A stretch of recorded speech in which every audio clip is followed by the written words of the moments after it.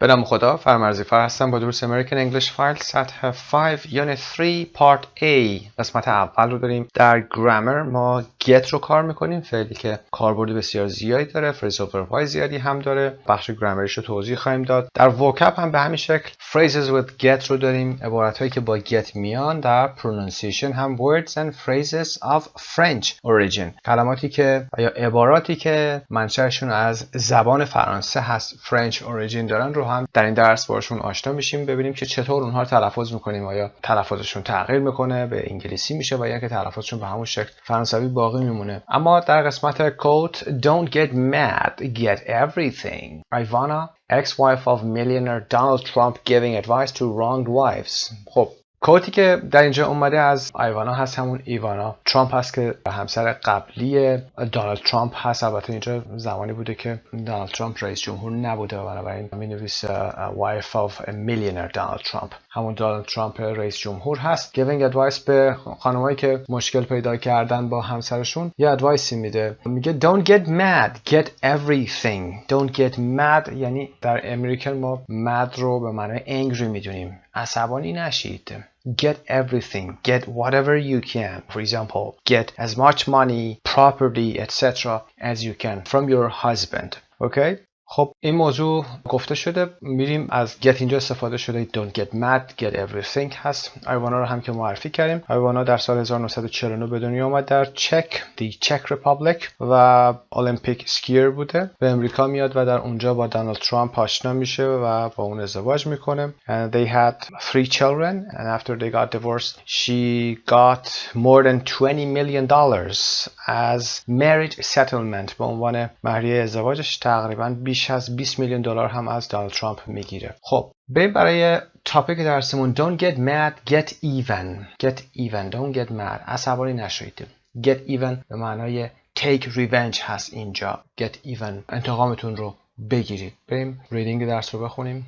Number 1, reading and speaking. Read 10 top breakup lines from a website. Which one do you think is the best or worst way of starting a breakup conversation? کدومی که از اینها بهترین روش برای شروع جدایی هست، برای اینکه مکالمه ای را یا اون صحبتی رو که میخوای شروع کنید کدومش مناسب هست؟ البته بهترین یا بدترین، which is the best or worst way of starting a breakup conversation. First one is we need to talk. We need to talk. Okay, لازمه که حرف بزنیم. It's not you, it's me.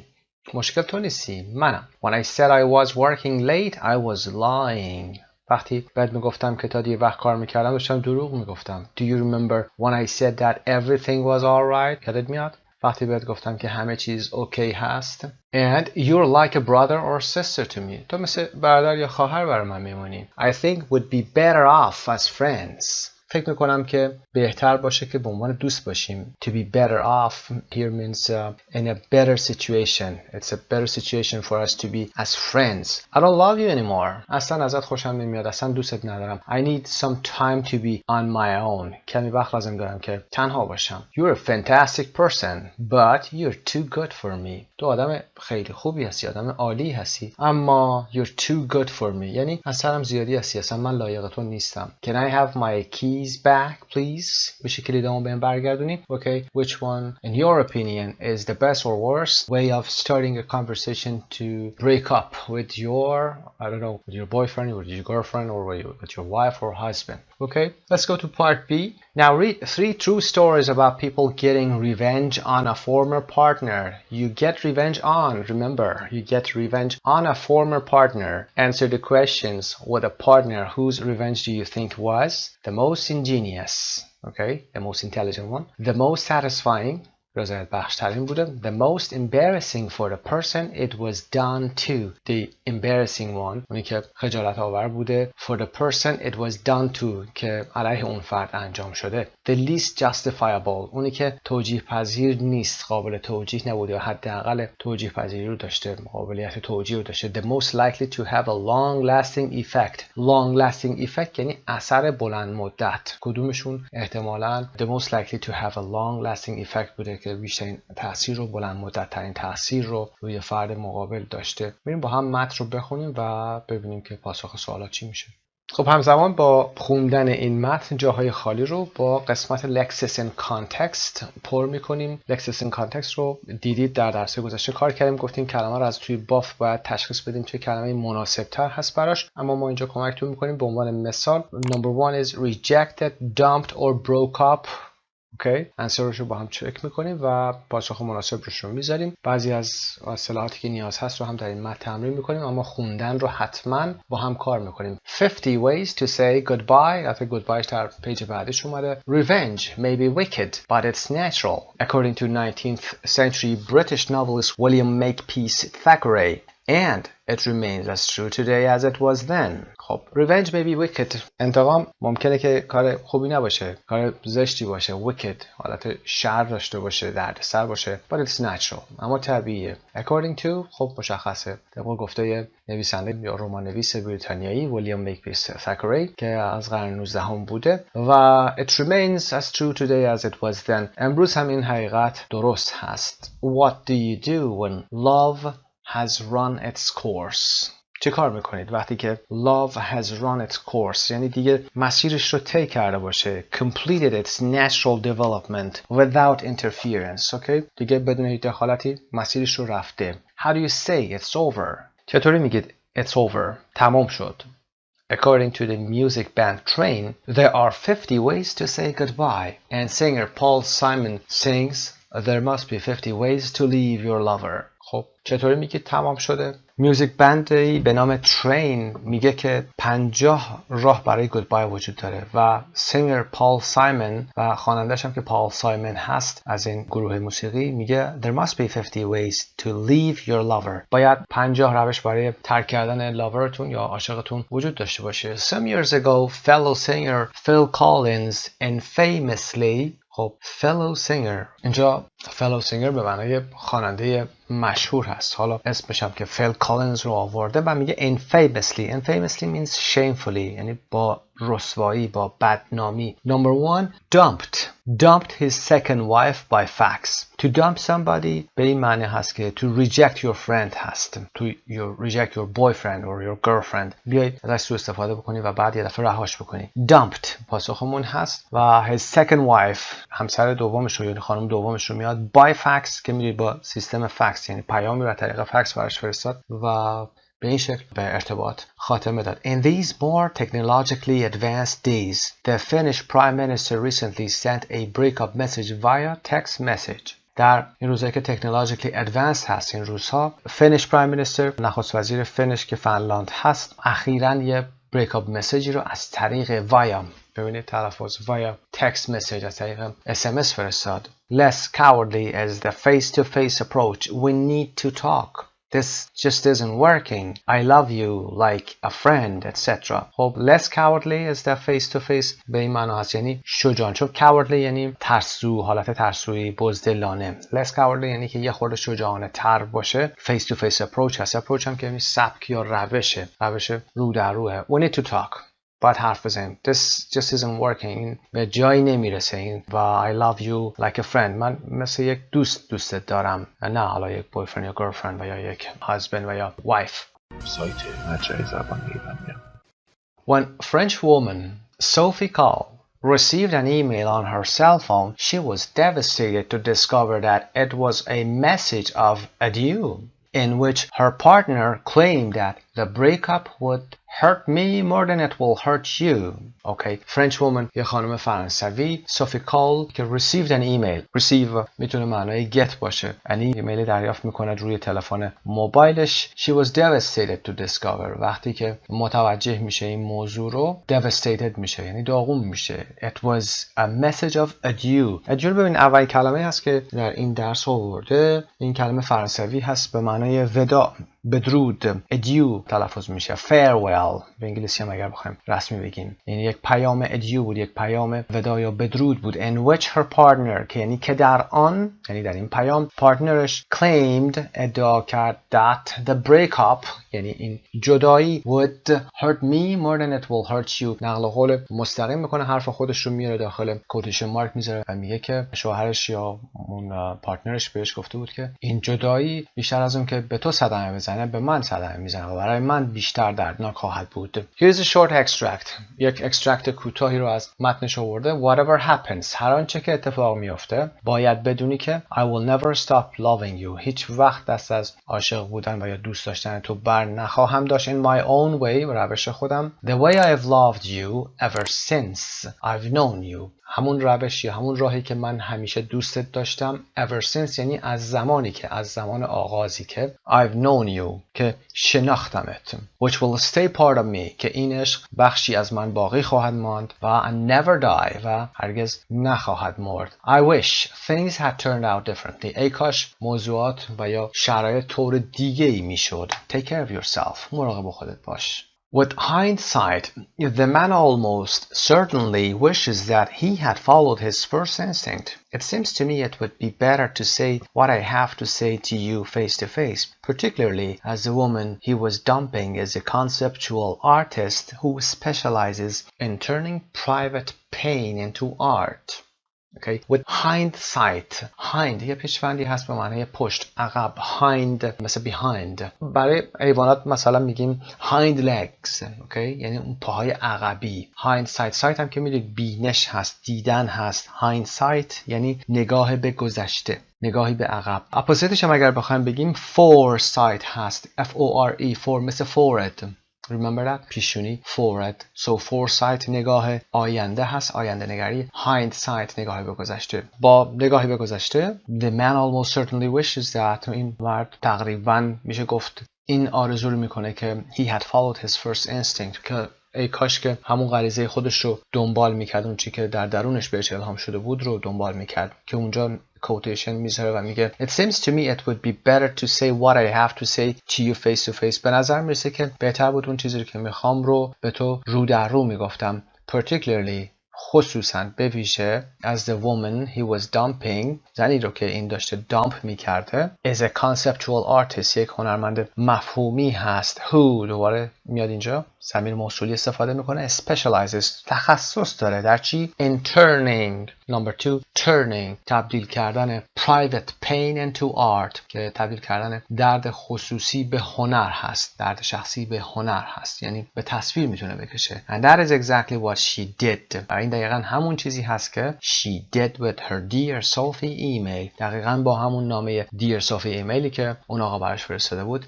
همون کار کرد، تبدیل به آرتش میکنه. ادامه بدیم. Too heartbroken to reply, she decided she would take care of herself by sending the man's email to 107 women, including an actress, a poet, a ballet dancer, a singer, a novelist, a psychotherapist, an etiquette consultant, an editor, a policewoman, and even a student. Too heartbroken. Heartbroken دل شکسته. اون که خیلی دل شکسته شده بود، قلبش شکسته بود، منظور این خانم هست. برای پاسخ دادن، یعنی نمیتونست دیگه ریپلای کنه، تصمیم گرفتش که take care of herselfش رو به این شکل انجام بده، مراقب بودن از خودش رو. by sending the man's email. ایمیل این آقا رو به 107 زن میفرسته که از قبیل یه اکترس بوده، یه پوئت یعنی شاعر بوده، a ballet dancer یه کلمه دیگه باله هست، فرانسوی هست، تیر و مانجنه میخونیم باله، رقاص باله، a singer و یه ناولست بوده و یه psychotherapist بوده که درمانگر، روان درمانگر میگیم psychotherapist، روان درمانگر، و یه etiquette consultant یعنی مشاور آداب و معاشرت هست، an editor کسی که ادیتور بوده، و police woman و حتی یک دانشجو. به همه اینها ایمیل رو میفرسته. She asked all of them to read the email and to analyze it or interpret it according to their job while she filmed or photographed the result. ازشون خواست که، از همشون خواست که to read the email، ایمیل رو بخونن و انالایزش بکنن، تحلیلش بکنن و یا اینترپرتش بکنن، تعبیرش بکنن according to their job، طبق شغلی که داشتن. و این خانم میاد یا فیلم میگرفته یا ازشون عکس میگرفته در حالی که داشتن این نتیجه رو بیان میکردن. The psychiatrist روانپزشک concluded that به این نتیجه رسید که the man was a twisted manipulator، یک manipulator بوده یعنی یک mentally sick بوده، یعنی twisted به این معنا میشه یک بیمار روانی بوده، و manipulator یعنی کسی که دستکاری میکنه، exploit میکنه، سوء استفاده میکنه، یک سوء استفاده گر بیمار یا روانی بوده. و While the etiquette consultant در حالی که اون متخصص آداب و معاشرت criticize his manners رفتارهاش رو میاد criticize میکنه انتقاد میکنه و اون editor که بحث سردبیری مجله و غیره هست میاد چیکار میکنه برای number 3 ridiculed his grammar and syntax ridicule یعنی مورد تمسخر قرار دادن R-I-D-I-C-U-L-E verbش هست صفتش هم که داریم ridiculous ridicule scorn or mock میتونه سینونیمش باشه scorn S-C-O-R-N و M-O-C-K mock to mock something تمسخر کردن گرامر سینتکسش رو یعنی گرامر رو دستور نحو و بحث زبانی هست علم ساختار جملاتش رو میبره زیر سوال The idea came to me very quickly. At first it was therapy, then art took over. After a month, I had gotten over him. There was no suffering.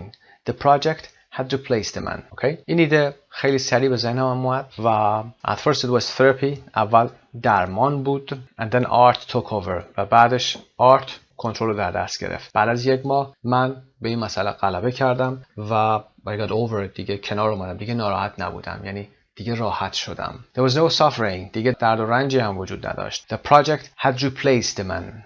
این پروژه اون مرد رو تغییر داده بود. عوضش کرده بود. Replace. جابجاش کرده بود. The resulting exhibition, Prends soin de vous, means take care of yourself, was put on at the Bibliothèque Nationale in Paris and was later a huge success at the Venice Biennale. And after becoming unwillingly the notorious star of an exhibition, it's a sure bet that when Sophie's ex-lover dumps his girlfriends in the future, he will never ever say, take care of yourself. The resulting exhibition, خب exhibition که می‌دونید نمایشگاه هست. اسم این نمایشگاهی که درست کرده بود به فرانسه البته اصطلاحی رو که آورده اینجا take care of yourself رو prends soin de vous رو آورده دقیقاً به همین شکل هم میگیم و was put on at the Bibliothèque Nationale in Paris در کتابخانه ناسیونال در پاریس قرار داده شد و بعداً huge success بوده یک موفقیت عظیم بوده در ونیس بینالی که سازمان هنری در ونیس هست و and after becoming unwillingly یعنی از روی بیمیلی حالا reluctantly the notorious star of an exhibition notorious هم infamous هست okay star of an exhibition به این شکل بگیم ستاره بدنام یا ستاره رسوایی این نمایشگاه که شد it's a sure bet مطمئناً it's a sure bet به این معنا هست مطمئناً when Sophie's ex-lover dumps his girlfriends ex-lover یعنی عاشق قبلی صوفی که همون آقا بوده وقتی که دیگه دوست دخترای خودش رو دامپ میکنه ترکشون میکنه و سوء استفاده میکنه ازشون در آینده he will never ever say هیچ وقت نخواهد گفت take care of yourself به خاطر اینکه این take care of yourself دیگه در همه جا معروف شده اوکی خب این قسمت رو هم با هم انجام دادیم بریم برای قسمت 2 یه ماجرای دوم هست ماجرای دوم رو ببینیم.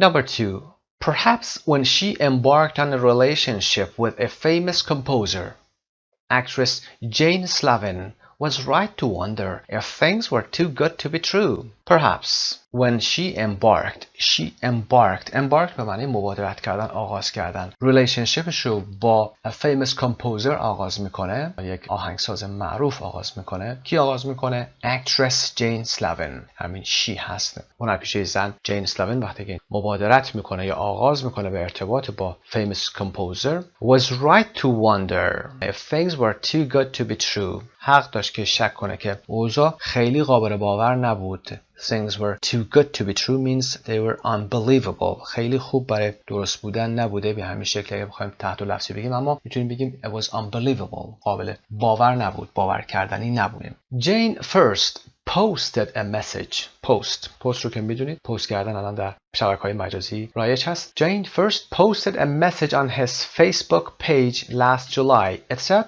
you are one of my favorite composers اول جین میاد یه پیامی رو پست میکنه روی فیسبوک پیج این آقا که بوده last July بوده جولای قبلی it said یعنی the message پیام حاکی از این بود شما یکی از کمپوزرهای محبوب من هستید آهنگسازهای محبوب من هستید He instantly replied and within minutes he had added her to a list of online friends instantly بلافاصله پاسخ داد اون آقا و ظرف چند دقیقه اون رو به لیست آنلاین دوستاش اضافه کرد Later he emailed her asking for a date. بعدن هم که از اون خانم درخواست کرد که یه دیتی با هم داشته باشن، قرار داشته باشن. He invited me to a concert and it went on from there. It was an amazing adventure, she says. خب اون منو به یه کانسرتی دعوت کرد و از همونجا هم شروع شد یا ادامه پیدا کرد. An amazing adventure بوده. ماجرای خیلی جالبی بوده. این رو خانم داره میگه. اکترس جین سلاون میگه. It all seemed so magical to be with someone so hugely talented.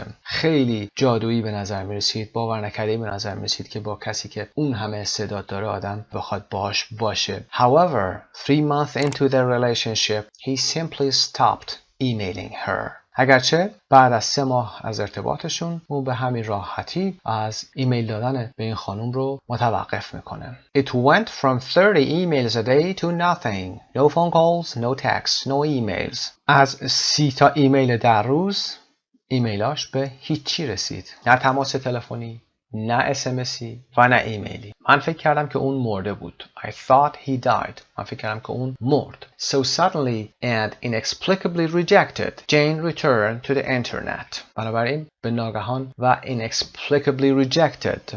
Inexplicably یعنی unexplainably به طور غیر قابل توضیح. وقتی که reject شد، طرد شد، جین برمیگرده به اینترنت. I put the words lovely lady into Google and downloaded a stunning looking photograph of a woman and I gave her a name Lucia. I then created a social networking page for her and emailed him. The email from Lucia said, I don't have any friends on MySpace. I'm a great fan of your music. Will you be my friend? By the end of the first day, he had sent her more than 100 emails. من کلمات lovely lady رو در گوگل تایپ کردم و یک stunning looking photograph of a woman یعنی یک تصویر amazing زیبایی از یک خانومی رو اونجا دانلود کردم. اسمش رو هم گذاشتم لوسیا. Created a social networking page یک صفحه اجتماعی رو باز کردم، ایجاد کردم، create کردم و emailed him. و اون آقا دوباره حالا ایمیل کردش. The email from Lucia said ایمیلی که از لوسیای حالا غیر واقعی درست شده این پیام رو داد. I don't have any friends on MySpace. در MySpace که حالا یه برنامه دیگه هست از همین سوشال نتورکینگ ها هیچ رفیقی ندارم، هیچ دوستی ندارم. من یکی از طرفداران موسیقی شما هستم. Will you be my friend? دوست من میشید یا با من دوست میشید؟ By the end of the first day تا پایان روز اول He had sent past perfect هست به اون آقا برمیگرده بیش از 100 ایمیل به این خانوم میفرسته. میریم برای قسمت بعد. The crowning moment of her revenge came when Lucia agreed to a rendezvous in a little cafe in London. At the appointed time, Jane walked in and said, Hi, how are you? I haven't heard from you for ages. He looked horrified. The crowning moment. Crown که میدید تاج هست. The crowning moment یعنی the greatest, the highest moment of her revenge. یعنی بالاترین لحظه یا بهترین لحظه انتقامش لحظه بود که لوسیا یعنی لوسیا غیر واقعی agreed to a rendezvous با یک راندوو. راندوو هم یک کلمه فرانسوی هست. Rendezvous یعنی قرار ملاقات. Rendezvous in a little cafe با همدیگه یه قرار ملاقاتی گذاشتن در یک کافه کوچیک در لندن. At the appointed time در زمان مشخص شده Jane walked in and said Jane به داخل کافه قدم میذاره و میگه چطوری؟ خیلی وقته که ازت خبری نشنیدم. He looked horrified. وحشت زده شد. ترسید. اون آقا رو داره میگه. He said he was meeting a new personal assistant. I said, do you mind if I sit down? And he said, Yes, I do. She's going to be here any minute now. I said, I'll sit down for just a second. I opened my bag and pulled out copies of all his messages to Lucia. When he asked, Is she a friend of yours? I leaned across the table and whispered to him, Lucia is all Jane. Lucia was my revenge, says Jane. It helped me get over him. I have no regrets. خب بریم قسمت اول. He said he was meeting a new personal assistant. اون گفتش که اون آقا گفتش که منتظر هست یا قرار داره با یک personal assistant جدیدش یک مشاور شخصی جدیدش یا منشی جدیدش قرار داره. من گفتم اشکالی نداره که بشینم و اون گفت بله خواهش میکنم. She's going to be here any minute now. چند لحظه دیگه قراره که برسه. من گفتم من فقط برای مدت کوتاه اینجا میشینم و کیف رو باز کردم و کپی هایی رو از تمام پیام هایی که به لوسیا بود گرفتم بهش نشون دادم. وقتی که اون پرسید Is she a friend of yours? آیا اون یکی از دوستان شماست؟ یکی از ساختارهایی که قبلا کار کردیم. Is she a friend of yours؟ یکی از دوستان شماست؟ من روی میز به سمتش خم شدم و به آرومی بهش گفتم لوسیا همش جینه، یعنی خود من هستم. لوسیا was my revenge. جین گفت که لوسیا ریونج من بود، انتقام من بود و این به من کمک کرد که دیگه با این مسئله کنار بیام. دیگه ناراحت نبودم. It helped me get over him. دیگه باش مشکلی نداشتم. I have no regrets. دیگه پشیمون هم نیستم. نادم هم نیستم. Okay, let's go to the third one. Stephanie found an inspired way to number 10 is to take revenge on her boyfriend Jason. She had been seeing him for about 6 months when they decided to make their relationship exclusive. She thought things were going well until she discovered that he was seeing someone else on the side. Soon after, a mutual friend told Stephanie that Jason wasn't having a love affair with just one woman. There were 3 others. خب Stephanie found an inspired way. Stephanie یک راه الهام برانگیزی رو برای to take revenge on somebody, to take برای انتقام بگیره on her boyfriend Jason که از جیسن بویفرندش انتقام بگیره. To take revenge on somebody. She had been seeing him. ساختار past perfect continuous هست. برای مدت 6 ماه بود که اونو هم دیگر رو میدیدن، با هم دوست بودن. When they decided یه مرحله میاد جلوتر از لحاظ نمودار زمانی، تصمیم گرفتن که to make their relationship exclusive که ارتباطشون رو انحصاری کنن و فقط خودشون باشن، یعنی دیگه صمیمی‌تر بشن. She thought things were going well. اون فکر کرد که همه چیز خوب داشته پیش میرفته until she discovered تا اینکه متوجه شد که he was seeing someone else on the side که جیسون با یک کسی دیگه هم ارتباط داشته. Seeing someone یعنی ارتباط داشتن، on the side یعنی در کنار همین ارتباط با کسی دیگه هم ارتباط داشته باشه. Soon after به زودی a mutual friend یک دوست دو طرفه. Mutual friend is for example Jason's friend and Stephanie's friends at the same time. She said that Jason wasn't having a love affair with just one woman. Jason فقط یه love affair یعنی ارتباط عشقی فقط با یه زن نداشت، بلکه there were 3 others بلکه 3 تا دیگه هم بودن. So mutual friend and take revenge. Initially, she had no plans to get back at him. She called Jason to break up, but when she got his voicemail, she thought of a much better idea. He had given her his password, so she logged in to his voicemail and recorded a new outgoing message. She explained what a cheater he was, and then to add fuel to the fire, she changed his password so he couldn't re-record the message. Initially در ابتدا، اپوزیتش میگیم eventually در انتها. در ابتدا هیچ پلانی برای to get back at him نداشته، یعنی بخواد بیاد ریونج کنه نداشته. منظورمون استفانی هست. She called Jason to break up. زنگ زد به جیسون تا break up بکنن، جدا بشن. اما وقتی که وایس میلش رو شنید یا پیام وایس میلش رو گرفت، پیام صوتیش رو روی تلفنش، she thought of a much better idea. یه ایده خیلی بهتری به نظرش رسید. He had given past perfect. اون یعنی جیسون پسوردش رو به استفانی داده بود، پسورد تلفنش رو. So she logged in. بنابراین اون تونست وارد بشه. لاگ این گفتیم وارد کامپیوتر شدن، وارد برنامه شدن با استفاده از پسورد و یا غیره هست. To his voicemail وارد قسمت پیام رسان صوتیش میشه و یک پیام outgoing مسیج جدید رو میاد ضبط میکنه، یعنی به جای صدای جیسون صدای خودش رو میاره میذاره و چیزهایی رو میگه. She explained و توضیح میده که what a cheater he was که جیسون چه آدم متقلبی بوده. What a cheater he was. And then و بعد to add fuel to the fire. اینا EDM هستن، اصطلاحات خوبیه که یاد بگیریم. To add fuel to the fire یعنی بنزین و یا هیزم در آتش ریختن، چوب بیشتری به آتش اضافه کردن. Or fanning the flame or fanning the fire یعنی باد بیشتری به آتش زدن و شعله ورتر کردن. She changed his password. میاد چیکار میکنه؟ پسورد جیسون رو روی پسورد وایس میل جیسون رو عوض میکنه. So he couldn't re-record the message. تا اون دیگه نتونه پیامش رو هم عوض بکنه، پیام صوتی رو. خب این قسمت رو هم با هم انجام بدیم. Part D. Without looking back at the stories, try to remember what these numbers refer to.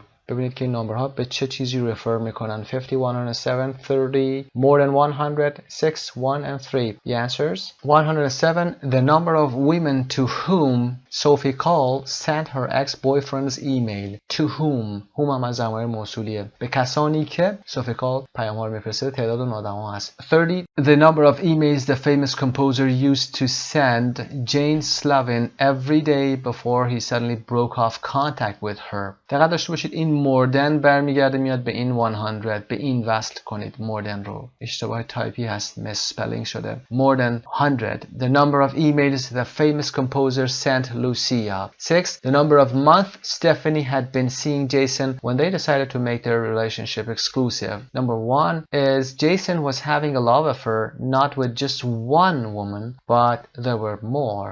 And 3, the number of women Jason was meeting on the side. Okay. Part E, look at some famous sayings about revenge. Which saying do you think best fits each of the 3 stories in B?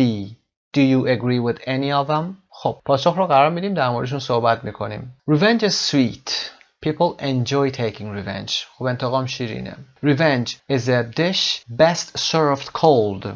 Best served cold یعنی چی؟ یعنی که خوب روش فکر کرده باشی. It is better not to take revenge in the heat of the moment, but later. خوب روش فکر کرده باشی و آماده کرده باشی انتقامتو. تو اون لحظه not to take revenge in the heat of the moment یعنی درست اون اوج این انتقام رو نگیری. Revenge is a dish best served cold. بذاری خورده سرد بشه. اون غذایی که باید بذاری خورده سرد بشه، نه داغ بخوریش. In revenge, women is more barbarous than men. در انتقام زنان barbarous هستن، سنگدلتر، وحشیتر یا بیرحمتر از مردان هستن. Women are more cruel in their revenge than men. Yes, that's right. And an eye for an eye makes the whole world blind. An eye for an eye یک اصطلاحی از تلافی کردن هست. چشم در برابر چشم یا انتقام. Makes the whole world blind means taking revenge harms you as much as the other person. هم به شما صدمه میزنه هم به دیگران. اگر an eye for an eye بخواد بشه، هر کسی بخواد به خاطر چشمی یکی دیگر رو کور بکنه، همه دنیا کور خواهند شد. خب بریم برای قسمت بعد pronunciation. Pronunciation: words and phrases of French origin. A number of French words and phrases are used in English. They're usually said in a way that is close to their French pronunciation and so do not necessarily follow normal English pronunciation patterns. For example, ballet, rendezvous. These words will appear in a good English dictionary. خب کل مبحث این موضوع در این هستش کلمات فرانسوی در انگلیسی زیاد هستن، خب به خاطر ارتباطشون که بوده، جنگ هایی که با هم داشتن و تلفظ این کلمات هم تقریبا همون شکلی که فرانسوی بوده به همون شکل باقی مونده، تغییری نداشته. در زبان خودمون هم ما داریم مثلا کلماتی مثل آژانس هست، اورژانس هست، ژاندارمری هست که پلیس سابق بوده، پلیس راه سابق و غیره بوده، یعنی پلیس خارج از شهر بوده. هنوز هم در بعضی از زبان‌های دیگه مثل ایتالیایی هم استفاده میشه ژاندارمری. اینا به همون شکل گفته میشه. بالله که رقص باله هست، راندوو که قرار ملاقات هست، به همین شکل گفته میشه. یعنی تغییر نمیده. در انگلیسی نمیگه بگه بالت و یا راندزووس و یا غیره. اما بریم قسمت پایین که تکمیلش میکنه. Look at the sentences below and underline a French word or expression in each one. What do you think they mean? Do you use any of them in your language? خب این کلمات رو با هم چک میکنیم، کلمات جدیدی که هست ترجمهشون رو هم کار خواهیم کرد و اینکه بگید آیا در زبانتون استفاده میشه یا نه. خب چک میکنیم. For number 1, I made a real faux pas when I mentioned his ex-wife. Okay, faux pas تلفظش رو ببینید اینجا. faux pas, an action or remark that causes embarrassment because that is not socially correct. faux pas به این شکل در انگلیسی استفاده میشه، از فرنچ اومده، به معنای گاف دادن یا خطا کردن، اشتباه در رفتار یا سخن هست، در گفتن یا در رفتار خاصی هست. When we were introduced, I had a sense of deja vu, though I knew we'd never met before. Okay, sense of deja vu. deja vu رو ببینید تلفظ deja vu, the feeling that you have previously experienced something that is happening to you now. یه وقت صحنه رو میبینید فکر میکنید که قبلا این صحنه رو دیدید یا اونجا حضور داشتید یا تصویر کسی یا صدای کسی. دیژاوو به این حالت هست که شما اون احساسی رو پیدا میکنید که این رو قبلا تجربه کردید. و برای جمله بعدیمون هم For our first meeting he took me to an avant-garde music concert. There was no second meeting.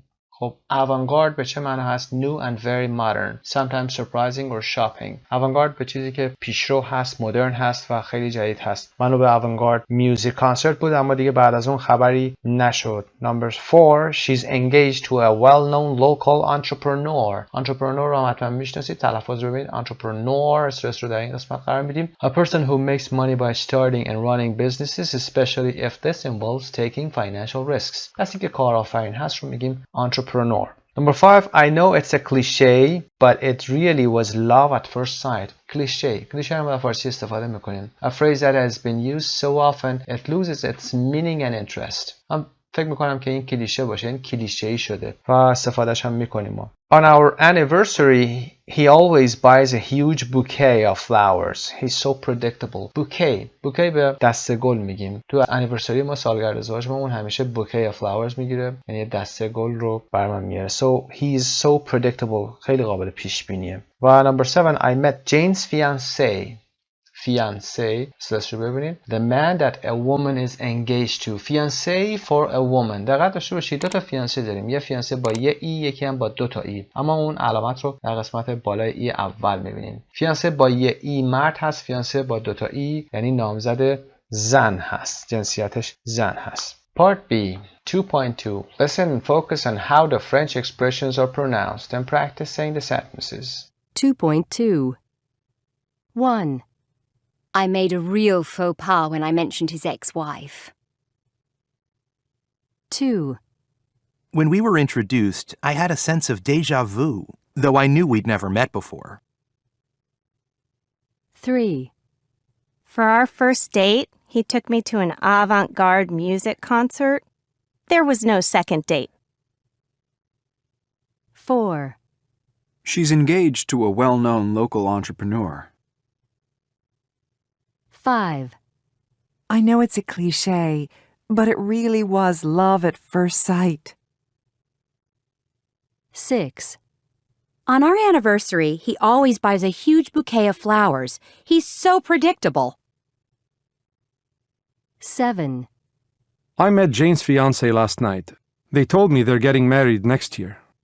Part 3 Vocabulary Phrases with get عبارت‌هایی که با get میان. Can you remember expressions with get from the text in one that mean کلماتی که اصطلاحاتی که با get اومدن و به این معنی هستن. Take revenge on someone. To take revenge on someone means get even.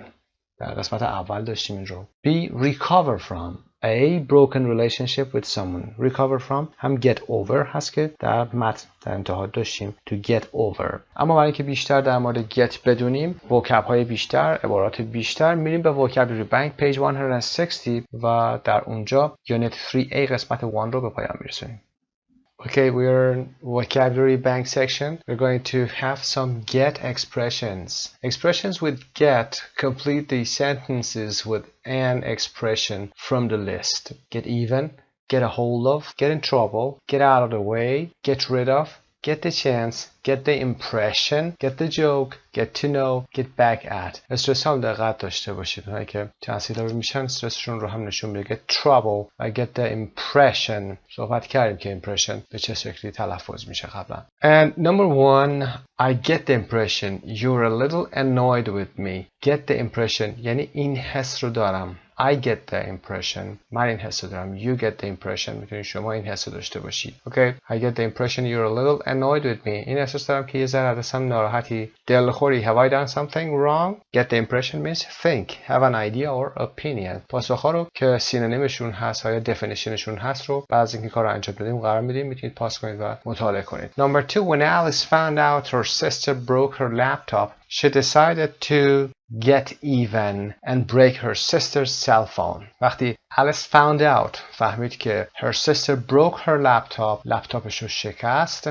so she decided to get even. To get even یعنی برابر بشه، تلافی کنه. And break her sister's cell phone بیاد موبایلش رو بشکنه. is to cause somebody the same amount of trouble or harm as they have caused you. Number 3, since we stopped working together, we hardly ever get the chance to see each other. Get the chance. فرصت پیدا میکنیم. از زمانی که ما stopped working together دیگه با هم دیگه کار نمی کنیم. We hardly ever قید هست.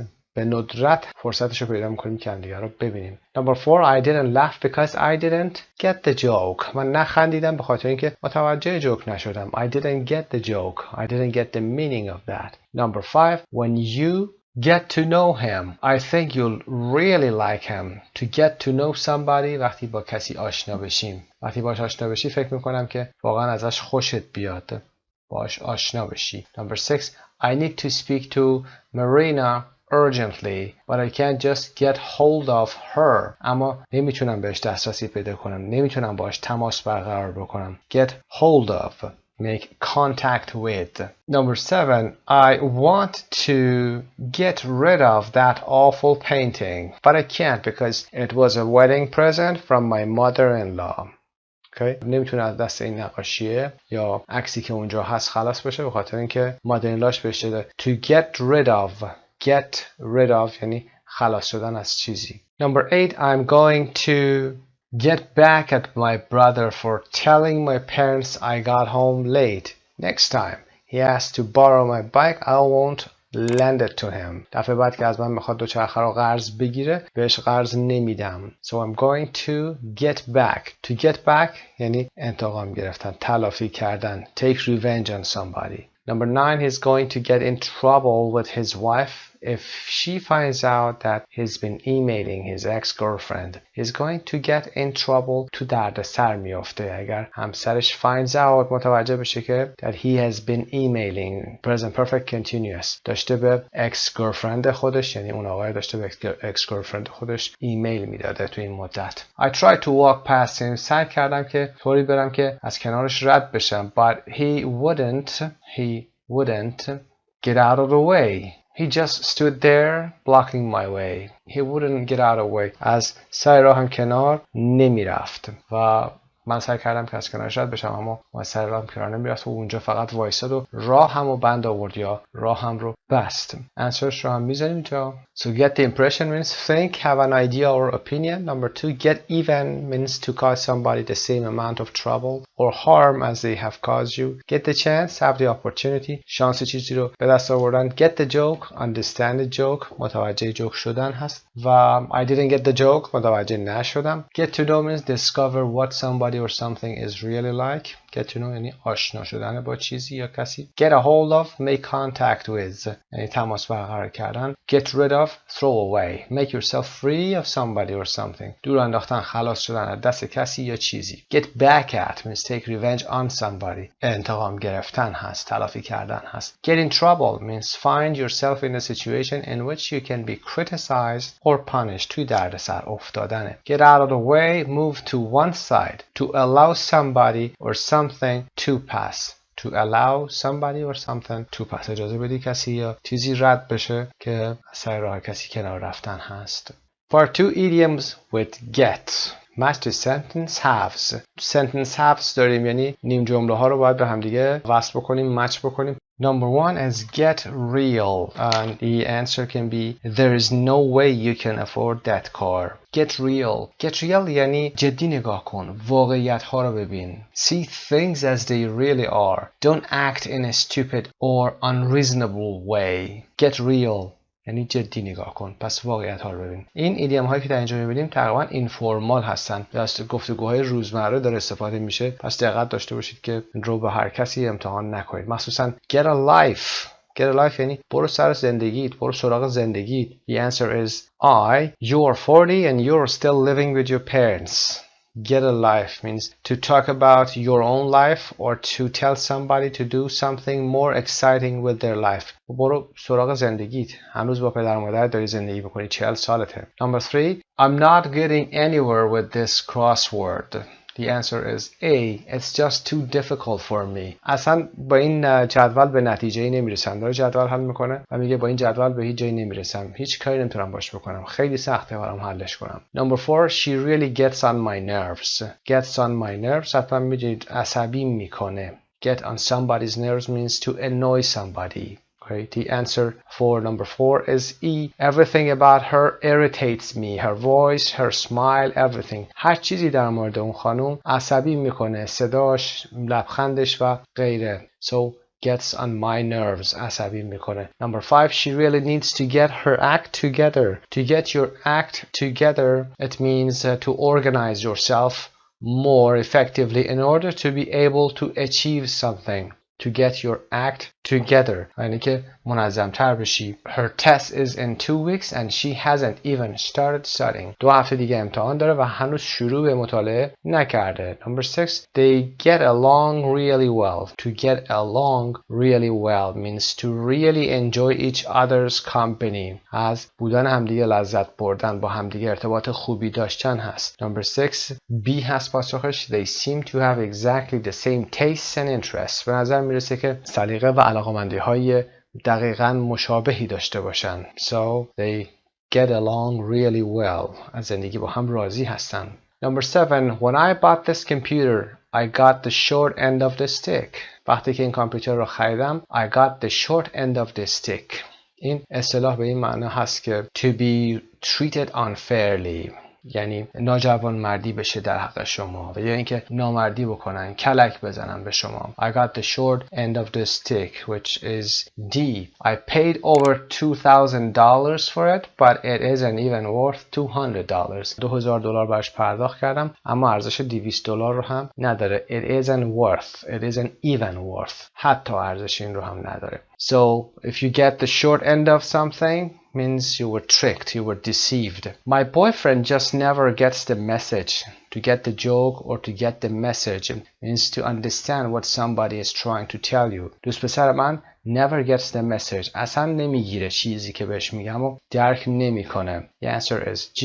I keep dropping hints about his awful cooking but he pays no attention. Dropping hints رو در همین کتابا کار کردیم دو همین سریا. یعنی که به شکلی بهش اشاره میزنم. به هر حال به هر شکلی بهش دارم میفهمونم اما در مورد awful cookingش، در مورد آشپزی خیلی بدش، اما اون هیچ توجهی نمیکنه. Number 9, she always gets her own way. اون همیشه راه خودشو میره. Get or do what you want, especially when somebody has tried to stop you. سعی میکنه که راه خودشو بره و به حرف دیگران هم کار نداره. Number 9 هم که پاسخش F هست. He just does whatever she tells him to. اون آقا هر کاری رو که این خانم بهش میگه انجام میده. Gets her own way. پاسخ مناسبی نمیتونه باشه به نظر من، ولی به هر حال to get your own way یعنی راه خودتون رو رفتن. که یه مدل دیگه هم داشتیم to stick to your guns بوده. اوکی، پاسخ رو هم قرار بدیم که بتونید چک کنید.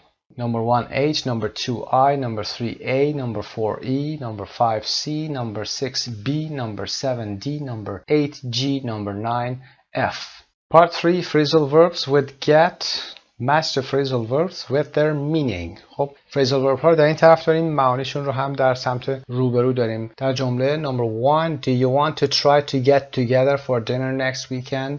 سعی دارید که تلاش بکنی یا میخوای سعی کنی که شام رو برای آخر هفته بعدی با هم باشیم، to get together باشیم. The answer is J.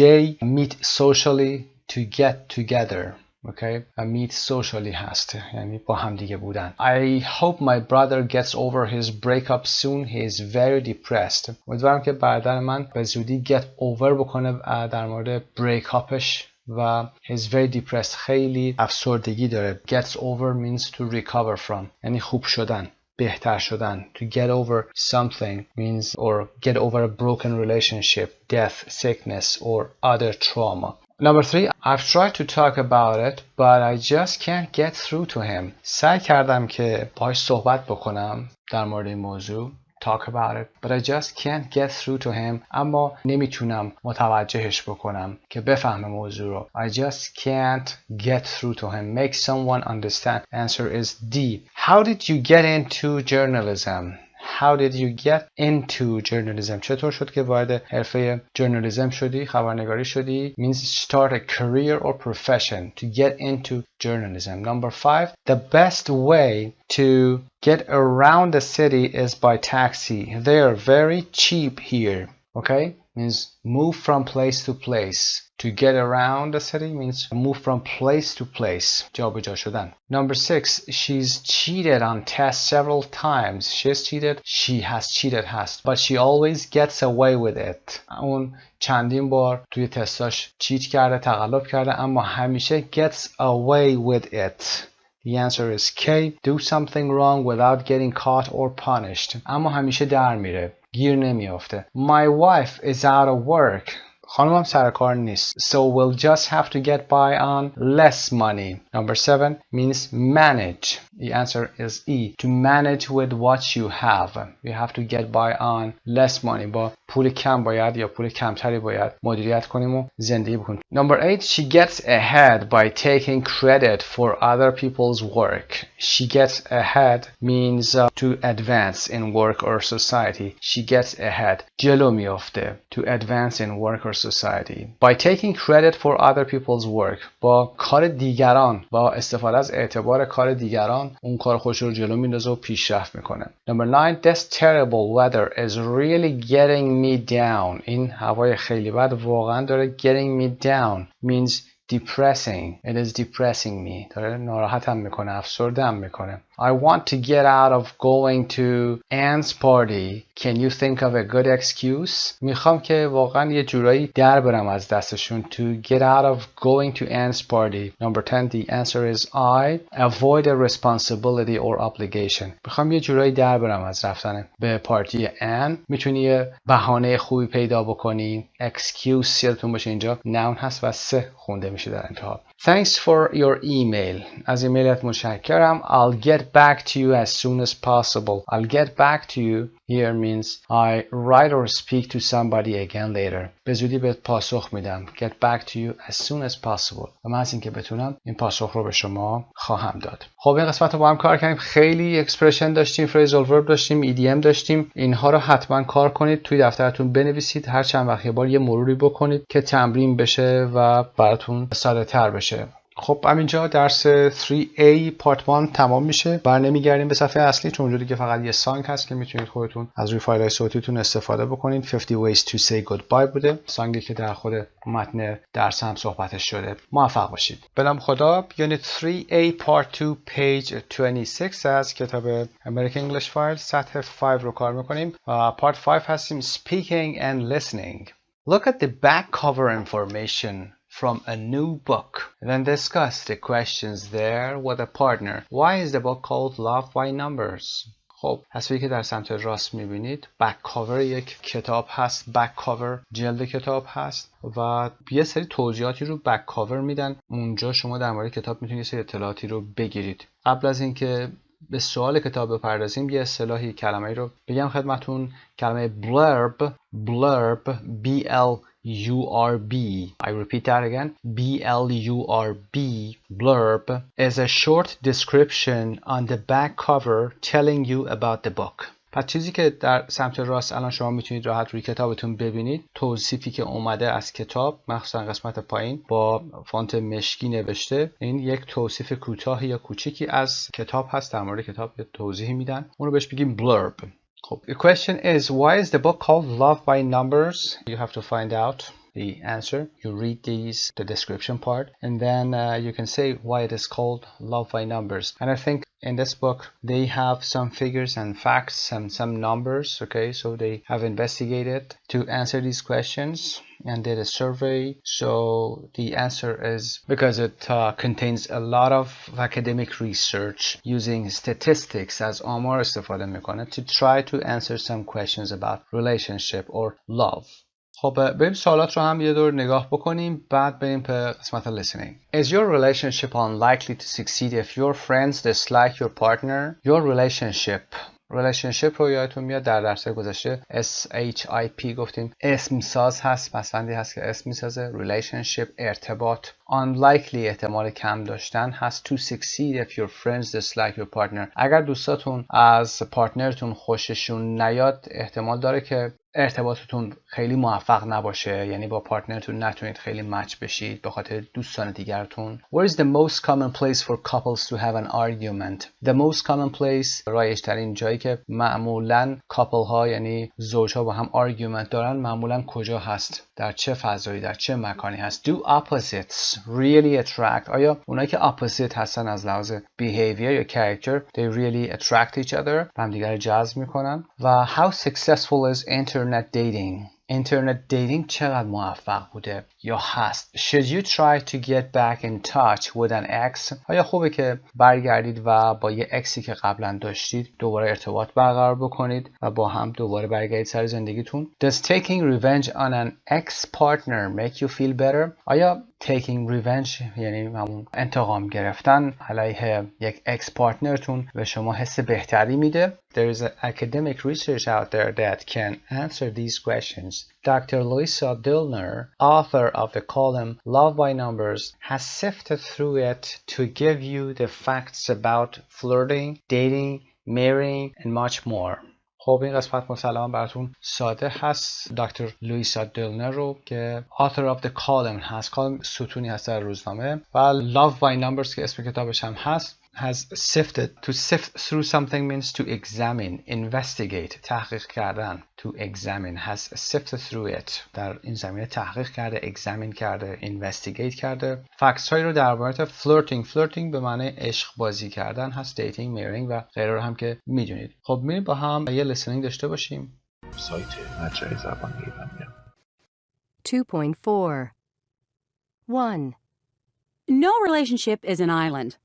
It's surrounded by friends and family, all of whom have something to say about it. In a study undertaken by Illinois University, researchers found that both men and women felt happier and were more committed to each other when their friends approved of their relationship. When friends tell a couple that they are a good match and how much they enjoy going out with them, that couple starts believing that they really are a couple. Also, when a couple stays together for a while, their two groups of friends start to make friends with each other, and as a result, the couple's relationship gets stronger. 2. Cars are small confined spaces, which makes them ideal to fight in. Cars are small confined spaces. مکانهای confined یعنی محدود و بسته هستند. Which makes them ideal to fight in. برای دعوا جای بسیار خوبی میشه. A survey conducted for a driving magazine found that 1 driver in 10 will be arguing with a partner within 15 minutes of starting the trip. A survey conducted or done. Okay, we do a survey or conduct a survey. Conduct روش فرمال ترش هست برای گفتن doing a survey. About 40% of the arguments are caused by men criticizing their partner's driving, and another 10% by the man taking control of the car stereo. The car stereo همون سیستم پخش صوت ماشین هست. At least disputes about map reading can now be resolved by GPS. خب حداقل disputes یعنی بحث و مشاجرات در مورد مپ ریدینگ، یعنی وقتی که سفر میرید میخوان مپ رو بخونن، نقشه رو بخونن، الان میشه توسط جی پی اس این مسئله ریزالو بشه، حل بشه، برطرف بشه. Yes. 3. Relationship research would say that it's conclusively proven that like attracts like. It's conclusively or convincingly میتونید این رو استفاده بکنید به طور قطع، کلمه رسمی هست. Relationship research would say that it's conclusively proven به طور قطع ثابت شده که like attracts like. In other words, that we are generally attracted to people who are similar to us. This research shows that couples usually share religious and political beliefs and are about the same age. They are fairly similar in education, intelligence, and what they think matters in life. Most people also go for someone as good-looking or as plain as they are. Good looking or as plain as they are. یا باید خوش‌تیپ باشن یا اینکه مثل خودشون ساده باشن. You may, however, be familiar with the phrase love is blind, suggesting that you can fall for anyone if you get the chance to meet them. So love is blind, suggesting that you can fall for anyone. میگیم عشق نابینا هست، کوره، نمیبینه. شما عاشق هر کسی میتونید بشید همون بار اول. But psychologists argue that such blindness is temporary. So such blindness is temporary. خیلی موقته. After 3 months, you can see again, and then you usually get over the person. And then you usually get over the person, okay? بعد از اون ممکنه که stop liking داشته باشید. دیگه دوستش نداشته باشید. 4. Today, the internet is one of the most popular ways for people to find dates. On the one hand, the opportunity to remain anonymous for a while is an advantage. اوکی. نکته جالبی برای رایتینگ و یا سپیکینگ. On the one hand از یک طرف از یک سو the opportunity remain anonymous. Anonymous گمنام میمونه. For a while is an advantage. اوکی. یک advantage یکی از مزایا محسوب میشه. بعد در قسمت پایین میگه on the other hand از سوی دیگر. پس از یک سو و از سوی دیگر رو میتونید استفاده بکنید. People feel that they can express their emotions more readily online and get to know each other more quickly. On the other hand, people can lie more easily, the most common lies being about weight, age, and of course about already being married. Okay, being about weight, age, and of course about already being married. خب بدید در مورد وزن و سن و اینا میتونن دروغ بگن و این قسمت هم که اینکه الانش هم متأهل هستن هم میتونن در موردش دروغ بگن. But if you have reasonable expectations, online dating is a good way to start looking for dates. Increase your success by posting a picture and a truthful profile. Online dating agencies advise getting a picture taken that makes you look friendly rather than seductive. Okay, take a picture that makes you look friendly. حالتی باشه که friendly بسازه شما رو. Smiley داشته باشه و آدم با محبت و آدم خیلی خوبی به نظر برسید. Rather than seductive باشه. Seductive به معنی tempting یا charming. بخواید کاری کنید که اغوا کننده و یا وسوسه انگیز باشه. حالا تصویری رو بخواید از خودتون نشون بدید که بخواید وسوسه انگیز باشه. Best of all, use a dictionary when writing your profile. The biggest turn-off, apparently, is profiles with poor spelling. The biggest turn-off وقتی که تو این پروفایل ها میرید بعضی از این شخصیت ها turn off میکنه یعنی repel میکنه و disgust میکنه شما رو بیزار میکنه. The biggest turn-off apparently is profile with poor spelling. اگر از spelling خوبی استفاده نکنید یعنی از دیکشنری استفاده نکنید و نگارشتون درست نباشه ممکنه گاهی وقتا باعث turn off کردن باشه. Something that stops you from being attracted to somebody else. For example, you write your name, you misspell your name, and you don't use a dictionary. But once you found a date, will the relationship last? A study in the U.S. of over 3,000 adults found that 15% knew someone in a long-term relationship that had started online. And according to research, the success rates of these relationships are very similar to offline methods of meeting people, such as meeting people at work or at a party. 5. Early loves are incredibly powerful, and with the internet, increasingly accessible. A survey in Time magazine found out that nearly 60% of people interviewed still thought about their first loves. Dr. Nancy Kalish of California State University conducted another study which got randomly selected American adults to agree to be interviewed about their first loves. 1/3 said they would reunite with their first loves if they could. Then, by advertising in the media, Dr. Kalish got data on 2,500 first love couples who got back in contact with each other. Dr. Kalish got data on 2,500 first love. اینجا این عدد رو ببینید نمیخونه 2,500. وقتی در حالت اسپوکن به کار میبریم محاوره‌ای صحبت میکنیم میتونیم به این شکل بگیم 2,500 یعنی 2,500 بخونیم این عدد رو. البته به تعبیری حتی لفظی اگر بخوایم بگیم و نمیگیم 2,500 هرچند 2,500 درست هست اما میتونیم این رو به این شکل 2,500 هم بخونیم به صورت اسپوکن. With the ones who were single when they found their lost loves, things moved quickly with 40% of them together again within 3 weeks, and most of them then getting married and still together several years later. But there was a different story with the couples who were already in committed, usually happy relationships. Most of these people had casually Googled their old love on a whim with no plan for what to do if they found that person. Most of these people had casually googled their old love. Old loveشون یعنی اون پارتنر قدیمیشون رو گوگل کردن یعنی سرچ کردن on a whim. whim یعنی هوا و هوس. On a whim یعنی for no good reason یعنی بر دلیل خاصی هم نداشتن. On a whim with no plan for what to do if they found that person. اگر اصلا نمی‌دونستن اگر این آدم رو هم پیدا بکنن چه کار بکنن اصلا باهاش دوست بشن یا نه. 80% of these people ended up getting involved with their lost love again, and generally they became unhappy as a result. Dr. Kalish strongly warns people who aren't single not to do an online search for lost loves because of the destruction it can cause families and relationships. 6. You've just been dumped by your partner and you want revenge. Okay, you've just been dumped by your partner. پارتنر شما رو دامپ کرده، یعنی سوء استفاده کرده، شما رو ولتون کرده. And you want revenge. میخواید انتقام بگیرید. But will it make you feel better? In a Canadian study, the most popular methods of revenge were flirting with friends or enemies of their ex, damaging their car, or breaking something they own and writing nasty letters or emails. The question is, what will the revenge achieve? Another study by Stephen Hoshimura at the University of Montana asked people what act of revenge they had carried out and what they had wanted to achieve and how they felt afterward. The research showed that most people felt anxious and sorry afterward rather than feeling any happier. But most of all, they still felt angry. It seems that unfortunately for most people, revenge is not sweet.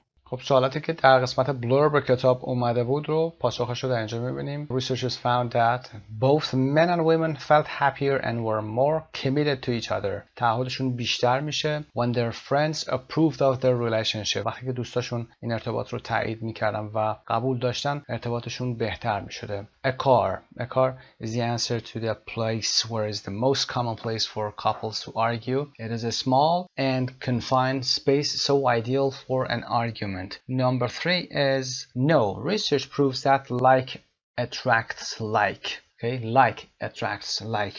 For example, we are generally attracted to people who are similar to us. اونایی که opposite هستن، یعنی مخالف هستن، با هم دیگه جذب نمیشن. Like attracts like. Number 4, as good as any other method, according to research, the success rates of relationships that started online are very similar to offline methods of meeting people, such as meeting people at work or socially. For number 5, only if you are single. Research showed that single people often got back together successfully with their lost loves. For number 6, revenge? No, most people felt anxious and sorry afterward, not happier. اغلب افرادی که ریونج خواستن بگیرن و یا گرفتن they felt anxious، مضطرب و sorry، نادم و ناراحت بودن afterward، یعنی بعد از اون و نه خوشحال. Most of all they still felt angry. هرچند که اونها هنوز اون احساس عصبانیت رو داشتن. خب این قسمت رو انجام دادیم، بریم برای ادامه. In part C, we have listen again and answer the questions. دوباره یه دور باید گوش بکنید، به سوالات زیر پاسخ بدید. فایل ویدیو رو حتما پاز بفرمایید. listeningتون رو تقویت کنید، به فایل صوتی گوش کنید جدا از فایل ویدیویی که داریم. حتما اون فایل صوتی رو دارید. پاسخ سوالات رو بدید و نوت برداری که کردید بیاید به فایل ویدیویی و بعد پاسخ‌ها رو با هم چک بکنیم. So for question number 1, what 2 examples are given to show how friends can strengthen a couple's relationship? دوستا چطوری میتونن ارتباط یک زوج رو strengthen کنن؟ از strong اومده فعلش هست، تقویت کنن. When friends tell a couple that they are a good match, they help them to believe this is true. وقتی که دوستان به کاپل میگن که اونا good match هستن، مچ خوبی هستن، بهشون دارن کمک میکنن که این باور رو به خودشون داشته باشن که این ارتباطشون ارتباط خوبیه. Secondly، در حالت دوم میگه دوما اینکه if both partners friends begin to make friends with each other, this makes the relationship stronger. دوما اینکه اگر هر دو طرف دوستا بیان با همدیگه یه ارتباط دیگه جدایی هم باز با هم برقرار بکنن، باز همین ارتباط قوی تر میشه. Number 2, what 3 causes of arguments in a car are mentioned? Which one is becoming less common? خب به چه چیزایی اشاره میشه در بحثی که در ماشین به وجود میاد و کدومی که از اونها کمتر رایجه؟ Men criticizing their partners driving. خب مردا به رانندگی خانمشون ایراد میگیرن، خانمشون حالا یا پارتنرشون. و men taking control of the car stereo، وقتی که مردم میخوان سیستم صوتی رو در اختیارشون بگیرن. و map reading، موقعی که نقشه میخوان بخونن، راه رو پیدا بکنن، با هم بحث میشه. The last one is becoming less common thanks to satellite navigation or GPS، به معنای به لطف GPS و satellite navigation یا ناوری ماهواره‌ای دیگه این مسائل کمتر شده. و for number 3, what do psychologists say about love being blind؟ نظر روانشناسان چی هست در مورد اینکه love is blind? It is only a temporary condition. یک شرایط موقتی. After about 3 months, the person can see. She or he is not blind. She or he can see again and they see what they don't like in their new partner and stop finding them attractive. They stop finding them attractive, so they get over them. Number 4, what are the main advantages and disadvantages of online meeting, what 3 pieces of advice are given about posting a profile on a meeting site? Advantages first. Being able to remain anonymous. از خوبیاش مزایاش این هستش که you remain anonymous. گمنام میمونید. ناشناخته میمونید اونجا. Feeling able to express your emotions more easily online. خیلی راحت‌تر میتونید ایموشنتون رو آنلاین بیان بکنید. And getting to know the other person more quickly. و سریعتر فرد روبروتون رو میشناسید. Disadvantages. People often lie about their weight, age or marital status or status. مردم معمولا در مورد وزنشون و سنشون و marital status or status که وضعیت تأهلشون هست دروغ میگن. Advice regarding profiles you post on a website. توصیه‌ای که میشه، راهنمایی که برای پروفایلاتون روی وبسایت میشه. Increase your success by posting a friendly rather than seductive photo and a truthful profile. خب این رو که در مورد صحبت کردیم. Use a dictionary when composing your profile because poor spelling is the biggest turn off. خب از این دیکشنری استفاده بکنید، کلمات رو درست بنویسید و بتونید بهتر چیزهایی که میخواید رو بیان بکنید. و میگه که is the biggest turn off که گفتیم the biggest turn off یعنی something disgusting. So you reject yourself. Number 5, the question, what percentage of people already in a relationship got involved with their first love again after getting back in touch? A survey in Time magazine found out that almost 60% of all people interviewed still thought about their first loves. 80% of people already in a relationship who got back in touch with their first love ended up getting involved with them again. دوباره برگشتن به نفر اولشون.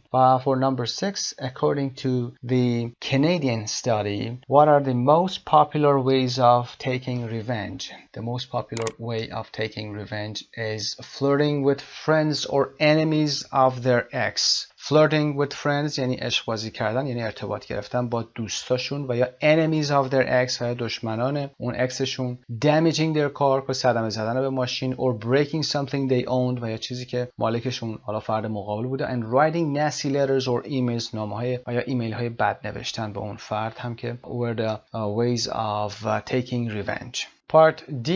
To what extent did the research back up your discussions in A? Were you surprised by any of the statistics? اینجا یه اسپیکینگ کوچیکی داشته باشید، اما to what extent رو توضیح بدیم. To what extent یعنی تا چه اندازه‌ای، تا چه حدی این ریسرچی که انجام شد بکاپ کرده دیسکاشن شما رو، یعنی سپورت کرده چیزی که بحثی که شما در A آوردید. Were you surprised by any of the statistics؟ آیا با این آماری که آورده شده یا با هیچ کدوم از این آمارها شما سرپرایز شدید یا نه؟ میتونید در موردش صحبت کنیم. بریم تو Lexis in Context که بحث لغات در بافت هست. Listen again to some extracts and complete the expressions with 2 words. What do you think the expressions mean? خب به فایل صوتی گوش میکنیم. قسمت‌های پایین رو با مداد در کتابتون پر کنید و بعد در موردشون صحبت خواهیم کرد. 2.5 1. When friends tell a couple that they are a good match and how much they enjoy going out with them. 2. Suggesting that you can fall for anyone if you get the chance to meet them. 3. Most people also go for someone as good-looking or as plain as they are. 4. After 3 months, you can see again, and then you usually get over the person. 5. A study in the U.S. of over 3,000 adults found that 15% knew someone in a long-term relationship that started online. 6. The biggest turnoff, apparently, is profiles with poor spelling. 7. 80% of these people ended up getting involved with their lost love again. 8. Another study by Stephen Hoshimura at the University of Montana asked people what act of revenge they had carried out. خب از اونجایی که متن رو مسلط هستید بهش و در سپیکینگ هم کار کردیم، پاسخ رو میذاریم، در مورد پاسخ‌ها توضیح میدیم. Number 1, good match هست. When they are a good match means being very compatible with, matching personalities. match که بدونید که وقتی که compatible باشن، با هم دیگه انطباق پذیری داشته باشن، با هم دیگه بتونن هماهنگ باشن، good match میشن، یه زوج خوب میشن. To fall for somebody informal, to be strongly attracted to somebody or to fall fall in love که در قسمت متن گفتیم to fall for someone یعنی عاشق کسی شدن. Go for means attracted by and try to attract. To go for یعنی جذب شدن. Most people also go for someone as good looking که در قسمت گفتیم جذب کسی میشن که یا مثل خودشون good looking باشن یا plain باشن، ساده باشن. To get over means to stop loving. To get over stop loving که بعد از اینکه چند مدتی با هم میمونن اونجا دیگه love is not blind. They can see and they stop liking each other. Number 5 long term داریم که اپوزیتش short term هست. That is long lasting and appears to be permanent. Long term بلند مدته. That is long lasting مدت زیادی طول میکشه و appears to be permanent و به نظر میرسه که permanent باشه یعنی همیشگی و جاودان باشه. در برابرش permanent رو ما اپوزیتش temporary داریم. And number 6 turn off. Turn off something that stops you from being attracted to something. Turn off چیزی که شما reject میکنه. و number 7 getting involved. Starting to have relationship. Okay? Starting to have a relationship. Getting involved یعنی درگیر شدن و وارد یک مسئله حالا ماجرای عشقی و غیره شدن، ارتباط شدن. Carried out که گفتیم رسمی تر هست نسبت به done برای ریسرچ استفاده شده بود. توی متن هم رو آوردیم. خب بریم برای قسمت بعد part 6 grammar. Part 6 Grammar. Get. Look at some sentences from the listening, all of which contain the verb get. Answer the questions with a partner. خب در قسمت ABC ما این متن‌ها رو با هم میخونیم و جمله هایی هست که از متن گرفته شده و فعل get در اون اومده. میخوایم مقدمه داشته باشیم برای بحث grammar و بریم برای قسمت grammar. اما متن رو بخونیم و ببینیم که چه معانی میتونه این get داشته باشه. A. Online dating agencies advise getting a picture taken that makes you look friendly rather than seductive. Okay? این getting میتونه به چه معنی باشه؟ میتونیم با اینجا مچش بکنیم. Does get mean become, mean make or persuade, or could you replace this get with have with no change in meaning? کدومی که از اینا میتونه باشه؟ The answer can be number 3. اینجا getting a picture با معنای have میتونه باشه بدونی که در معنا تغییر به وجود بیاره. get و have رو در بحث سببی causative اونجا صحبت کردیم. گفتیم که you can get a picture taken, you can have a picture taken میتونیم به این شکل بیان کنیم. اما part B Dr. Nancy Kalish of California State University conducted another study which got randomly selected. پاسخش میتونه B باشه. Get here means make or persuade معناش باشه. و برای C also when a couple stays together for a while their two groups of friends start to make friends with each other and as a result the couple's relationship gets stronger. Gets اینجا به معنی شدن هست. Become که number 1 میشه. Get here means become. قوی تر میشه. تغییر پیدا میکنه. بریم برای قسمت Grammar Bank 3A اونجا توضیحات بیشتری در این مورد بدیم و برگردیم به ادامه درس. Grammar Bank 3A Get.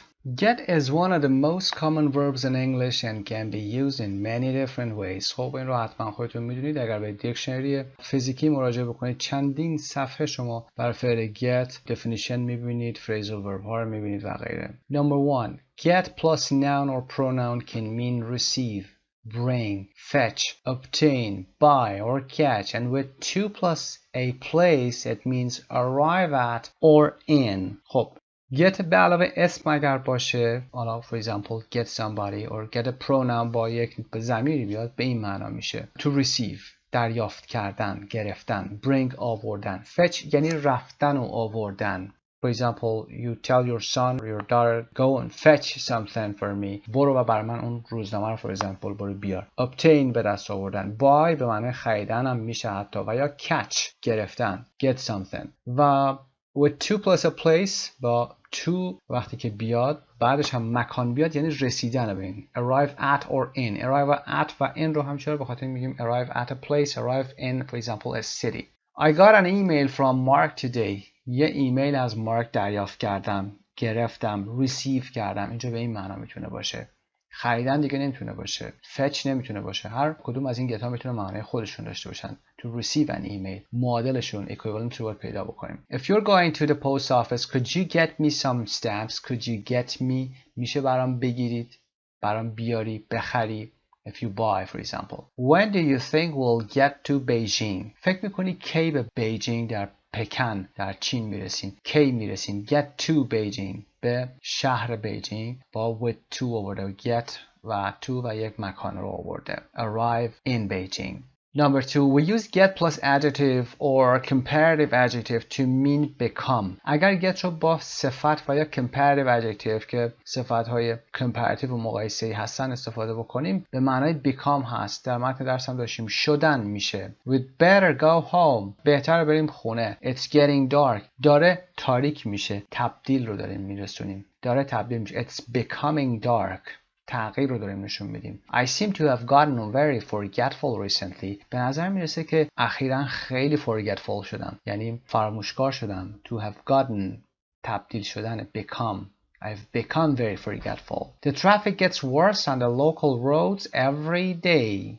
Gets worse. Traffic gets worse. Worse همین قسمت comparative که گفتیم. Bad, worse, the worst که superlativeش میشه. در جاده های محلی هر روز ترافیک داره بدتر میشه. Is becoming worse or becomes worse. Compare. Be plus adjective and get plus adjective. یه مقایسه داشته باشیم. Be به علاوه صفت و get به علاوه صفت. دقت داشته باشید. It's dark. خب تاریکه. It's getting dark. داره تاریک میشه. Be plus adjective. Get plus adjective. Change رو داریم نشون میدیم. It's getting dark. I'm used to the climate in Seattle now. من به آب و هوا یا اقلیم سیاتل الان دیگه عادت دارم. I'm used to. و I'm getting used to the climate in Seattle. Seattle in Washington in America. Okay? So من دارم به climate یعنی آب و هوای سیاتل در واشنگتن امریکا دارم عادت میکنم. I'm getting to. Get here means changing, okay? I'm getting used to. دارم عادت میکنم. تغییر میکنم. I don't think my mother will ever get used to living on her own. فکر نمیکنم مادرم هیچ وقت بتونه به تنهایی زندگی کردن عادت کنه. Get used to. We can use get plus object plus infinitive to mean make somebody do something or persuade somebody to do something. که اینو در موردش قبلا صحبت کردیم. از get به علاوه object حالا کسی این مفعول میتونه باشه یا infinitive رو هم بعدش بیاریم به معنی اینکه کسی رو مجبور کنی کاری برات انجام بده یا اجبار بکنی کسی رو کاری براتون انجام بده. We need to get someone to fix the central heating system. It's not working properly. لازمه که از یکی بخوایم که بیاد شوفاژ رو درست بکنه. این شوفاژ درست کار نمیکنه الان. Could you get Jane to finish the report? I'm too busy to do it this afternoon. میشه از جین بخوای که این ریپورت یا گزارش رو تمام بکنه؟ امروز من خیلی سرم شلوغه. امروز بعد از ظهر که بخوام این کار انجام بدم. Could you get Jane? Jane اینجا آبجکتمون هست، مفعولمون هست. در بالا گفتیم get someone to fix. اونجا میخوایم بهش پول بدیم بگیم این کارو بیاد برامون انجام بده. یا ازش بخوایم که این کارو برامون انجام بده. In informal spoken English, we sometimes use get plus object plus past participle instead of have plus object plus past participle to say that you ask or pay another person to do something for you. در informal spoken ما معمولا از get استفاده میکنیم به جای have. میگیم I'm going to get my hair cut next week. میخوام هفته آینده بدم موهامو کوتاه کنم یا برم موهامو کوتاه کنم. I need to get my passport renewed. It expires in a couple of months. لازمه که پاسپورتم رو برم تمدید بکنم یا بدم تمدیدش کنن. ظرف چند ماه آینده یه اکسپایر میشه، منقضی میشه، به تاریخ انقضاش میرسه. We can use get plus past participle instead of be to make a passive structure. This is more informal than using be. ساختار get به علاوه past participle رو به جای be هم میتونیم استفاده بکنیم زمانی که پسیو استفاده میکنیم. یادتون میاد وقتی گفتیم پسیو میخوایم بکنیم جمله رو نگاه میکنیم به چه زمانی هست. اگر زمان حال هست از to be am is are استفاده میکنیم. اگر گذشته است از was or were استفاده میکنیم. یعنی به هر حال از to be استفاده میشده. اما میتونیم به حالت اینفورمال ترش، محاوره‌ای ترش بیایم از get هم استفاده بکنیم. For example, did you know Dan got fired last week? Was fired میشه got fired. میدونستی که دن هفته گذشته got fired اخراج شد؟ My husband got pulled over for speeding again. That's the third time this year. پلیس شوهر منو دوباره متوقفش کرده. یا باورت میگیم جلوشو گرفت. Got pulled over. پلیس وقتی میخواد جلوی کسی رو بگیره میگه pull over or pull over your vehicle. ماشینتو بزن کنار. So my husband got pulled over.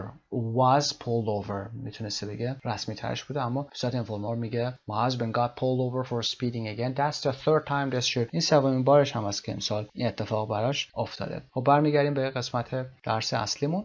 Now part C, read the get questionnaire and check 10 questions you'd like to ask someone else in the class. Ask and answer in pairs. خب میرید قسمت پایین get questionnaire رو با هم داشته باشیم. میتونید از دوستاتون این سوالا رو بپرسید، جواب داشته باشید یا اینکه از خودتون بپرسید و پاسخ بدید. میریم که یه سری اصطلاحاتش رو هم با هم کار بکنیم. Are you the kind of person who regularly gets rid of old clothes؟ آیا از اون دسته آدمایی هستین که get rid of. get rid of رو گفتیم به معنای خلاص شدن از چیزی هست. Or do you tend to keep things forever؟ آیا از گروه‌هایی هستی که تمایل داری همه چیز رو برای همیشه نگه دارید. So to get rid of something، حالا or somebody هم میتونه باشه، یعنی از دست کسی یا دست چیزی خلاص شدن هست. Did you used to get into trouble a lot when you were a child؟ وقتی بچه بودی اون موقع خیلی تو دردسر میافتادی، دردسر زیاد درست میکردی. To get into trouble. But do you consider yourself a person who usually gets their own way? Why or why not? To get your own way یعنی اون کاری که میخوای انجام میدید. Why or why not در موردش بتونید صحبت کنید. Do you tend to keep up to date with your work or studies, or do you often get behind؟ آیا از اون دسته آدمایی هستی که همیشه up to date هستید با کارتون، با مطالعاتون، یعنی مطالعه میکنید، به روز هستید، و یا get behind هستید، عقب میمونید. For example, you get behind schedule and you need to catch up on something. Do you think young drivers get stopped by the police more than older drivers? Do you think this is fair? To get stopped یعنی پلیس اونا رو متوقف میکنه، جلوشون رو میگیره. فکر میکنید که جوونا به این شکل هستن و یا اینکه اصلا این مسئله فیر هست یا نه. Have you ever gotten caught cheating on a test? To get caught cheating on a test or exam یعنی که گیرتون انداخته باشن، گیر افتاده باشید. آیا تا به حال موقع تقلب تو امتحان gotten caught شدید، گیر افتادید؟ Have you ever cheated on a test and gotten away with it? To get away with something به این معنا هست که یعنی از اون موقعیت خلاف هم کرده باشید و به راحتی در رفته باشید. Do you think going on vacation together is a good way to really get to know people? فکر می‌کنید که سفر رفتن با هم روش خوبیه که همدیگر رو بشناسید. To really get to know people که در تصویرم داره نشون میده. Have you ever gotten the short end of the stick in a purchase or business transaction? To get the short end of the stick رو در موردش در متن صحبت کردیم. If you get the short end of the stick, you are in a worse position than other people in a particular situation, although this is not your fault. یعنی بد بیارید، بد شانسی بیارید. یه ایدیم هست یعنی سرتون کلاه بره به این شکل. How often and where do you usually get your hair cut؟ این هم اصلا اون کازیتیف ها هست. سببیا هر چند وقت یه بار و کجا موهاتون رو میدین کوتاه بکنن. If one of your gadgets or electrical appliances stops working, do you usually try to fix it yourself first, or do you immediately call to get an expert to fix it? خب اگر وسایل برقی خونتون خراب بشه معمولا خودتون رو فکس میکنید یا اینکه بلافاصله immediately call to get an expert to fix it. To get an expert or to have an expert to fix it. از کسی میخواید، یه کارشناسی میخواید که بدون تعمیر بکنه که پول بهش بدید و این کار بکنه. اینا رو هم در بحث get و have گفتیم. If you are meeting someone, do you usually get there on time? اگر با کسی قرار دارید if you are meeting someone از ساختار present continuous استفاده کرده که بگه قرار دارید arrangement داشتیم going to نذاشته اینجا. Do you usually get there on time؟ معمولا سر وقت میرسید. Get there. Or are you often either early or late? و یا اینکه بعضی وقتا یا زود میرید یا دیر میرید. If you were able to get just one room in your house redecorated, which would it be and why? If you were able to اگر میتونستید قادر به انجام این کار بودید که فقط یه اتاق تو خونتون redecorated میکردید، یعنی دکوراسیون مجدد میکردید، کدومی که از اونها میتونست باشه و چرا؟ Do you think women are better than men at getting presents for people? فکر میکنید که زنان نسبت به مردان بهتر میتونن برن هدیه بخرن برای بقیه، برای دیگران. Getting presents means to buy.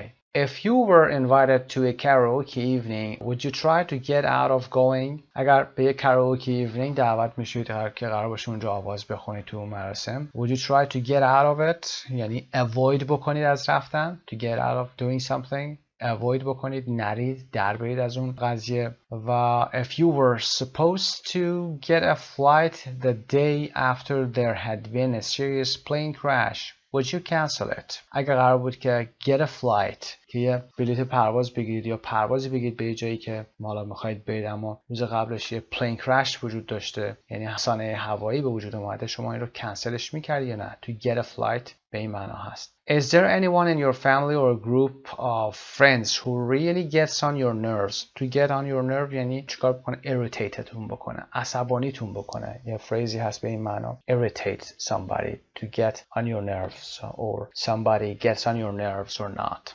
What kinds of things do or did your parents get you to do in the house? Get you to do اینجا به معنی make هست. چه کارایی رو حالا یا زمان گذشته والدین شما مجبورتون میکنن یا میکردن که این کار انجام بدید. Get you to do, made you to do in the house. For example, they made you, for example, wash the dishes or to do the laundry. What worries you most about getting old? Getting old means becoming old. بیشتر از همه چه چیزی شما رو از پیر شدن نگران میکنه. Where would you go if you really wanted to get away from it all and relax? To get away from it all یعنی to escape from the problems in your life. Go to a place less stressful or more peaceful. Okay? میخواید برید و از تمام این سر و صداها و گرفتاری‌ها خلاص بشید. To get away from it all and relax. برید اونجا استراحت کنید. خب این قسمت هم که به پایان رسید. درس خیلی خوبی بود. البته بحث get بود. این تمرین رو حتما انجام بدید. مخصوصا این قسمت آخر رو حتما پاسخ بدید یا با دوستتون تمرین بکنید. پیروز و سربلند باشید. به نام خدا. Unit 3 Part B. Diagram این درس Discourse Markers Part 2 رو داریم. Adverbs and Adverbial Expressions رو هم خواهیم داشت. vocabulary History and Warfare هست. در مورد تاریخ و جنگ هست. War و یا Warfare فرقی نداره. و Stress in Word Families در گروه کلمات که گفتیم قبلا هر کلمه میتونه اسم باشه noun, adjective, صفت، قید، adverb و یا حالتهای دیگهش یا verbش، فعلش. میخوام ببینیم استرس تو این کلمات چقدر تغییر میکنه. اما در قسمت quote You come out of Gone with the Wind feeling that history isn't so disturbing after all. One can always make a dress out of a curtain. خب این رو دلیس پاول بریتیش مووی کریتیک میگه و You come out of Gone with the Wind. Gone with the Wind همون فیلم سینمایی معروفه البته که بر اساس رمانی به همین نام ساخته شده، بر باد رفته.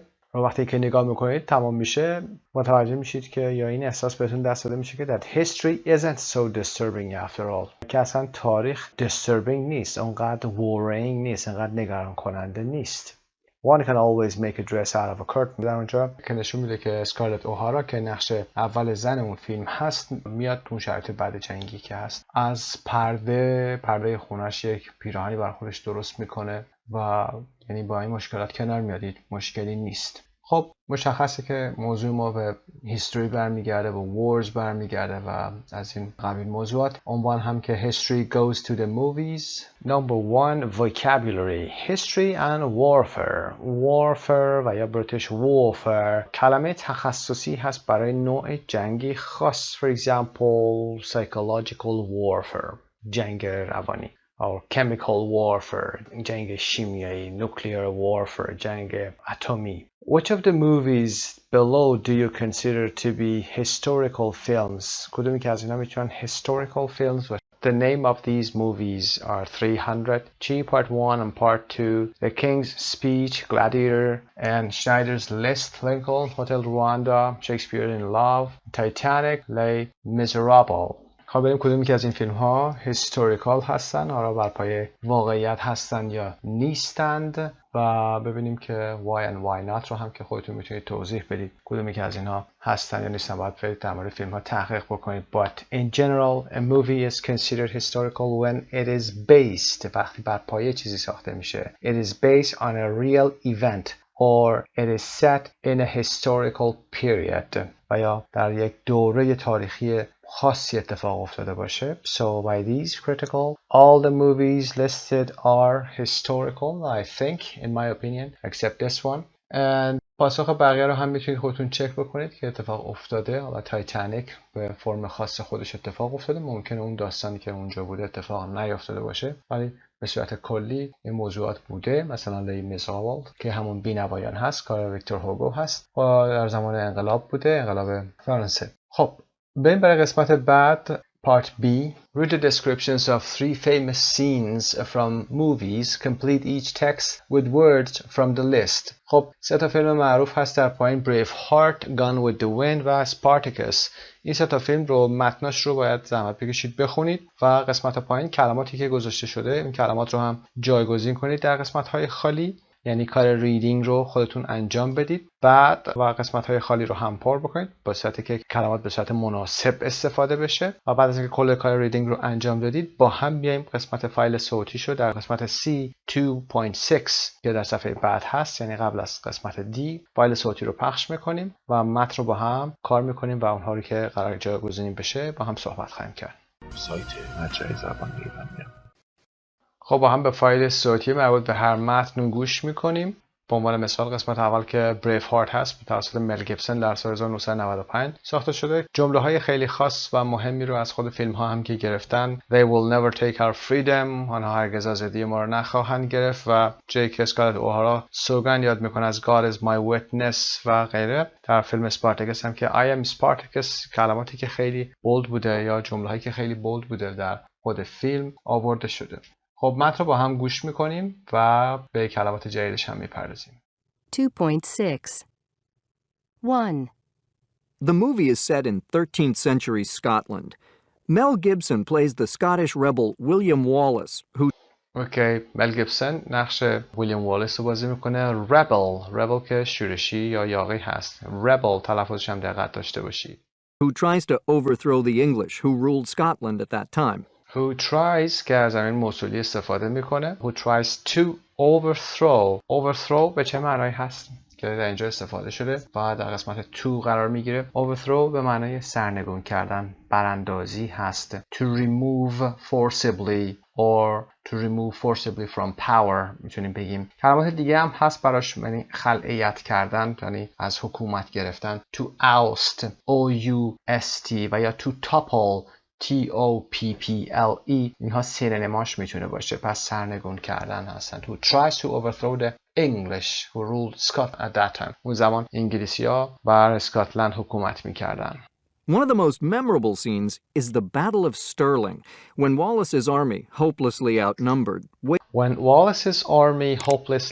outnumbered, outnumbered یعنی تعداد بیشتر بودند، اما اینجا به معنای چیره شده بودند توسط دشمن که انگلیس میشه و اونها تعدادشون بیشتر بوده و قدرت بیشتری داشتن. hopelessly یعنی به طور ناامیدانه دیگه تحت تاثیر فشار زیاد نیروهای دشمن قرار گرفته بودند. waits in an open field for the English to attack. Waits in an open field for the English. The English گفتیم که به معنای انگلیسی ها هست، جمع میشه. در in an open field که یک زمین بازی بوده منتظر حمله اونها بوده. The English fire thousands of arrows into the air, but the Scots defend themselves with shields. The English fire thousands of arrows. Arrow تیر هست، تیرهایی که مربوط به تیر و کمان میشه. شلیک میکنن این رو، تیرهای تیر و کمان رو به سمت آسمون شلیک میکنن که برگرده بیاد پایین. But the Scots یعنی اسکاتلندی ها defend themselves از خودشون دفاع میکنن with shields که اون سپرهایی هست که استفاده میکنن. Then the English knights on horseback charge at full speed, but at the last moment the Scottish troops raise their spears and the English knights are thrown from their horses and killed. Then the English knights با K، حرف اولش K هست، کسانی که به فایل صوتی گوش میکنن K، بعد بقیه هم که نایتس هستن، شوالیا هستن، سربازان وفادار بودن و یا قدرتمندی بودن، ماهر بودن در جنگیدن. Knights on horseback که بر پشت اسب‌ها بودن. Charge at full speed. Charge for example charge the horse means تاختن، تازیدن، حمله کردن هست. اینجا به این معنا هست charge. But at the last moment the Scottish troops، نیروهای یا سربازان اسکاتیش raised their spears، نیزه هاشون رو همونطوری در تصویر میبینین بلند میکنن and the English knights are thrown from their horses and killed و شوالیه‌های انگلیسی هم از اسبشون میافتن پایین و کشته میشن. A fierce battle then takes place and Wallace's army is victorious. A fierce battle then takes place. Take place گفتیم به معنای رخ دادن هست. Happen هست. Then takes place داره چون تعریف میکنه از اون زمان با از present هم داره استفاده میکنه برای اینکه هیجان بیشتری به این موضوع بده. A fierce battle که یک collocation هم میتونه باشه یعنی نبرد وحشیانه یا نبرد شدیدی رخ میده و Wallace's army is victorious یکی از کلماتی که در این متن استفاده شده پیروز هست. is victorious پیروز میشه. The scene is not a model of historical accuracy, but with its spectacular special effects and stunts, it's a lot of fun to watch. این صحنه البته مدل دقیقی از واقعیت تاریخی نیست اما با این جلوه های ویژه spectacular یعنی دیدنی تماشایی پرشکوه با شکوه spectacular کلمه خیلی قشنگی هست صفت خوبی هست spectacular special effects and stunts هم که کسانی هستن که بدلکار هستن it's a lot of fun to watch دیدن یا تماشاش خیلی عالیه. They may take our lives, but they will never take our freedom. و این موضوع هم که در قسمت بالا اومده بود They may take our lives ممکنه که زندگیمونو بگیرن but they will never take our freedom اما هرگز قادر به گرفتن یا سلب آزادی ما نخواهند بود. ببین برای قسمت دوم پس کلمه‌ای که استفاده شده رو هم کار کردیم. Overthrow بوده outnumbered و قسمت بعدی arrow یا arrows و number 5 هم که troops یا سربازان میشه یا نیروها میشه و victorious پیروز بودند. ببین برای number 2 2. Gone with the Wind is based on the best-selling book by Margaret Mitchell. Okay is based on the best-selling book بر اساس یک کتاب پرفروشه که نویسندش هم مارگرت میچل بوده. It tells the story of a manipulative woman, Scarlett O'Hara, played by Vivien Leigh. داستان یک manipulative woman رو میگه صفتی رو در مورد خانم استفاده کنه. manipulative یعنی زیرک و ماهر بوده کسانی که میشه گفت با عشق و عشق بازی و غیره میتونن مردان رو تحت کنترل بگیرن و به این شکل هست و توسط ویوین لی هم بازی میشه. And an unscrupulous man, Rhett Butler, and an unscrupulous به چه معنی هست؟ scrupulous خودش یک کلمه صفت هست به عنوان درستکار و با وجدان میتونه باشه moral میتونیم بگیم و on گرفته در ابتدا منفی میشه یعنی بی‌مرام و بی اخلاق یا بی وجدان میشه. immoral هم میتونیم براش بیاریم. یه مرد بی اخلاقی هست به اسم رت باتلر که کلارک گیبل بازی میکنه. who carry on ادامه هست Clark Gable, who carry on a turbulent love affair in the American South during the Civil War. خب این دو carry on a turbulent love affair یک رابطه عشقی پرماجرایی رو با هم دارن کلارک گیبل و ویوین لی که البته در واقع سکارلت اوهارا و رت باتلر هستن در فیلم. در American South یعنی در آمریکای جنوبی هست during the Civil War که جنگ داخلی امریکا بوده بین شمالی ها و جنوبی ها. The Confederates, the side Scarlett's family supports, are losing, and Scarlett is living in Atlanta, which is besieged by the Union Army. The Confederates اون جنوبی ها بودن کسانی که یونیفرم‌های خاکی داشتن خاکستری داشتن بهتر بگیم و قسمت جنوب امریکا رو داشتن. The side Scarlett's family supports اون دسته‌ای که یا گروهی که خانواده سکارلت از اونها پشتیبانی میکنن are losing دیگه دارن جنگو میبازن. Scarlett is living in Atlanta در آتلانتا زندگی میکنه which is besieged by the Union Army. besieged یعنی محاصره شده در قسمت تعمیر همین رو خواهیم داشت is besieged محاصره شده توسط Union Army. Union Army ارتش شمالی ها بوده که یونیفرم های آبی تیره داشتن شمال امریکا.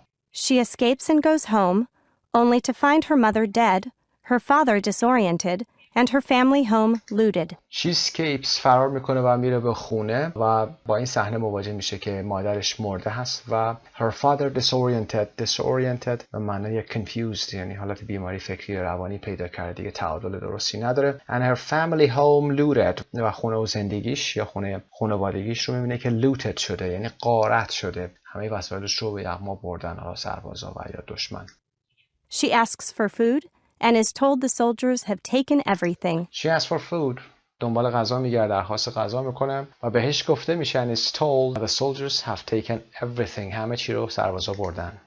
In this dramatic scene, Scarlett, starving and desperate, suddenly sees a turnip in the تو این ground. صحنه نمایشی اسکارلت که starving and desperate هست یعنی مستعسل و در حال گشنگی و از گرسنگی داره میمیره ناگهان یه ترنپی رو in the ground میبینه. ترنپ به معنی شلغم هست. She falls on it, pulls it from the ground, and eats it. خب she falls on it, pulls it from the ground and eats it. میافته روش و ورش میداره و میخوره این شلغم رو. She then rises from the ground, looks around the ruined land, and vows, "As God is my witness, I'll never be hungry again." و بعد بلند میشه از زمین و looks around the ruined land and vows و به سرزمینی که در اطرافش نابود شده، ویران شده نگاه میکنه and vows به معنای سوگند یاد کردن است. As God is my witness که اشتباها اینجا as گذاشته. As God is my witness، از اونجایی که خدا شاهد من هست، I will never be hungry again. هیچ وقتی که گرسنه نخواهم ماند. خب این کلمات رو هم با هم کار کردیم. کلماتی که اینجا نیاز بود، کلمه civil war هست، جنگ داخلی بوده. The side، اون سمتی که یا اون گروهی که، و besieged گفتیم که به معنای محاصره شدن هست. Surrounded میتونیم به جاش بگیم اگر سینونیمش رو میخواین. و کلمه بعدی هم که looted، looted to loot something or a place، یعنی غارت کردن یه مکان یا چیزی. میریم برای number 3. 3. This epic movie tells the story of the rise and fall of a slave in the Roman Empire. To tell the story of rise and fall of a slave. Rise and fall رو حتما میدونید فراز و فرود هست و یا طلوع و غروب میتونیم بگیم، یعنی به وجود اومدن و از بین رفتن هست. Rise and fall of a slave که یک برده هست در Roman Empire، در امپراتوری روم. Spartacus, Kirk Douglas, is trained as a gladiator, but he rebels against his Roman owner and escapes. اوکی، Spartacus Kirk Douglas که نقششو بازی میکنه is trained، آموزش دیده as a gladiator که یک گلادیاتور بشه، but he rebels against his Roman owner and escapes. He rebels فعل هست به معنای شورش میکنه علیه کسی یا تمرد میکنه علیه his Roman owner که مالک رومنش بوده و escapes فرار میکنه. He forms an army of slaves and becomes their leader. خب یک ارتشی از slaves درست میکنه و رهبرشون میشه. Although they have fewer weapons and are less well organized, they win several victories against the Roman forces that are sent to put down the rebellion. Although they have fewer weapons، تسلیحات کمتری دارن اگرچه، and are less well organized، کمتر از اونها هم نظم و سازماندهی شدن. They win several victories، از victory میاد، پیروزی میاد، جمعش victories، چندین پیروزی رو دارن against the Roman forces that are sent که فرستاده شدن to put down the rebellion. rebel که گفتیم برای verb هست، شورش کردن هست، و rebel خود شورشی هستن. rebellion که اسمش هست to put down the rebellion به معنای از بین بردن شورش هست. to put down از بین بردن چیزی، نابود کردن چیزی. eradicate میتونیم براش بگیم eradicate or annihilate میتونیم باز براش بگیم. annihilate رو به این صورت می‌نویسیم A-N-N-I-H-I-L-A-T-E و یا eradicate از بین بردن، ریشه‌کن کردن. E-R-A-D-I-C-A-T-E. But a final, climactic battle just outside Rome results in the total defeat of the rebel army. But a final, climactic که تقریبا شبیه هم هستن این دوتا معنای این دو کلمه. آخرین نبرد پایانی یا در اوج این نبردها. ultimate میتونیم بگیم، dramatic میتونیم بگیم، critical میتونیم بگیم، اما دقت داشته باشید این کلمه climactic هست، climatic نیست. climatic به اقلیم برمیگرده. climactic battle که نبردی هست که در اوج حالا بوده، در اوج این نبرد just outside Rome results in the total defeat of the rebel army. rebel army ارتش rebel هست یعنی شورشیان هست with heavy casualties. casualty یعنی تلفات سنگین. اینها هم کالوکیشن با هم میتونن بیان. تلفات سنگینی در دو طرف این نبرد، یعنی برای دو طرف دشمن و slave ها. And the capture of many of the survivors. The capture یعنی تسخیر شدن، به اسارت در آمدن. of many of the survivors، اونهایی که از جنگ زنده میمونن capture میشن including Spartacus که یکی از اینها خودش سپارتاکوس هم بوده. With heavy casualties on both sides, and the capture of many of the survivors, including Spartacus.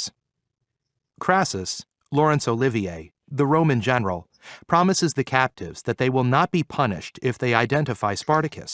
Crassus که همون کراسوسی است که ما میگیم. The Roman general promises the captives. اونهایی که به اسارت در آمدن the captives یعنی اسرا. captive اسیر. به اسرا قول میده که they will not be punished تنبیه نخواهند شد if they identify Spartacus اگر اونها سپارتاکوس رو معرفی کنند. In this powerful scene, one by one, each surviving soldier stands and shouts out, "I'm Spartacus." Crassus finally condemns them all. Okay, in this powerful scene در این صحنه قدرتمندی از فیلم یکی یکی هر کدوم از این سربازهایی که زنده موندن بلند میشن و فریاد میکشن I am Spartacus و Crassus finally condemns them all و Crassus هم در نهایت همشون رو محکوم میکنه و دستور قتلشون رو میده. خب کلماتی که در این قسمت استفاده کردیم fewer weapons بوده. weapon تسلیحات هست. Roman forces نیروهای رومن یعنی سربازان. to put down the rebellion و total defeat نبرد شکست کامل total defeat و casualties هم که گفتیم با heavy اومده. heavy casualties تلفات سنگین and the capture of اینجا capture به عنوان فعل هست و به اسارت گرفتن و یا اسیر شدن many of the survivors که بسیار از باقی ماندگان میشه. خب این قسمت رو که حتما ریدینگش رو خودتون انجام دادید و فایل قسمت 2.6 رو هم با هم خوندیم. بریم برای قسمت دی. قبل از اینکه قسمت دی رو انجام بدیم کلید پاسخ‌ها رو هم قرار میدیم اینجا. پاسخ‌ها رو میتونید پاس کنید، استفاده کنید و بعد ادامه میدیم درس رو.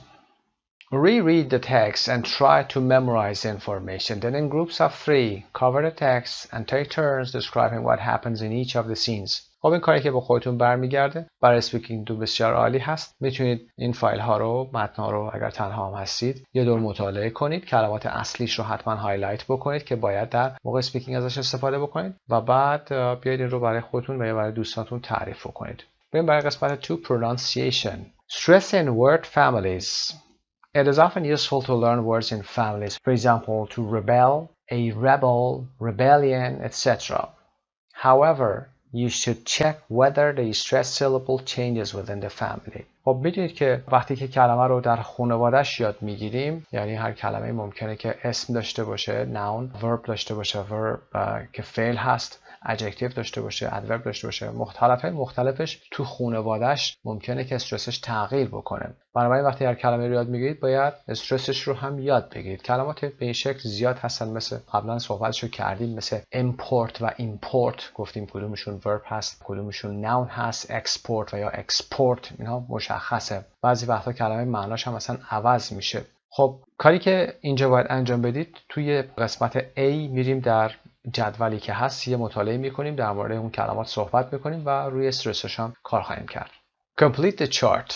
قبل از اینکه این قسمت رو با هم انجام بدید خودتون یه زمانی بذارید این قسمت رو یه مطالعه بکنید اگر میتونید این قسمت ها رو تکمیل بکنید و بعد ویدیو رو پلی کنید و با هم این قسمت رو داشته باشیم.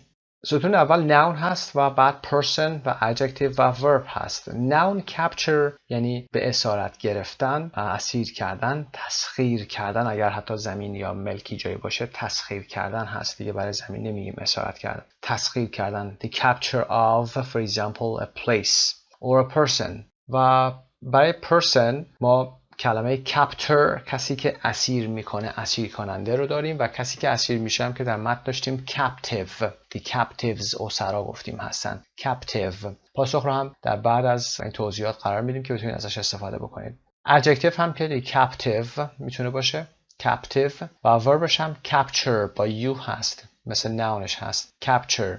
کلمه بعدی civil و civilize هست و nounش civilization هست که تمدن هست. personش هست civilian کسی که نظامی نیست غیر نظامی civilian و adjectiveش civil و یا civilized هست. verbش هم civilize مثل به همین شکل civilize. verbش هم به همین شکل civilize با زی تمام میشه ZE یعنی متمدن کردن شهری سازی کردن هست. ردیف بعدیمون execution هست. execution به معنای اعدام هم میتونه باشه اجرا هم میتونه باشه به معنی یعنی hanging و یا performance هست. خب اگر به همین شکل جلو بریم personش میشه executioner کسی که انجام میده یا کسی که اعدام میکنه هست برای صفت جایی نذاشته و برای verb execute to execute someone یعنی حکم کسی رو اجرا کردن اعدامش کردن. و history که تاریخ رو میدونید historian کسی که تاریخ شناس هست مورخ هست و adjectiveش که historical و historic هست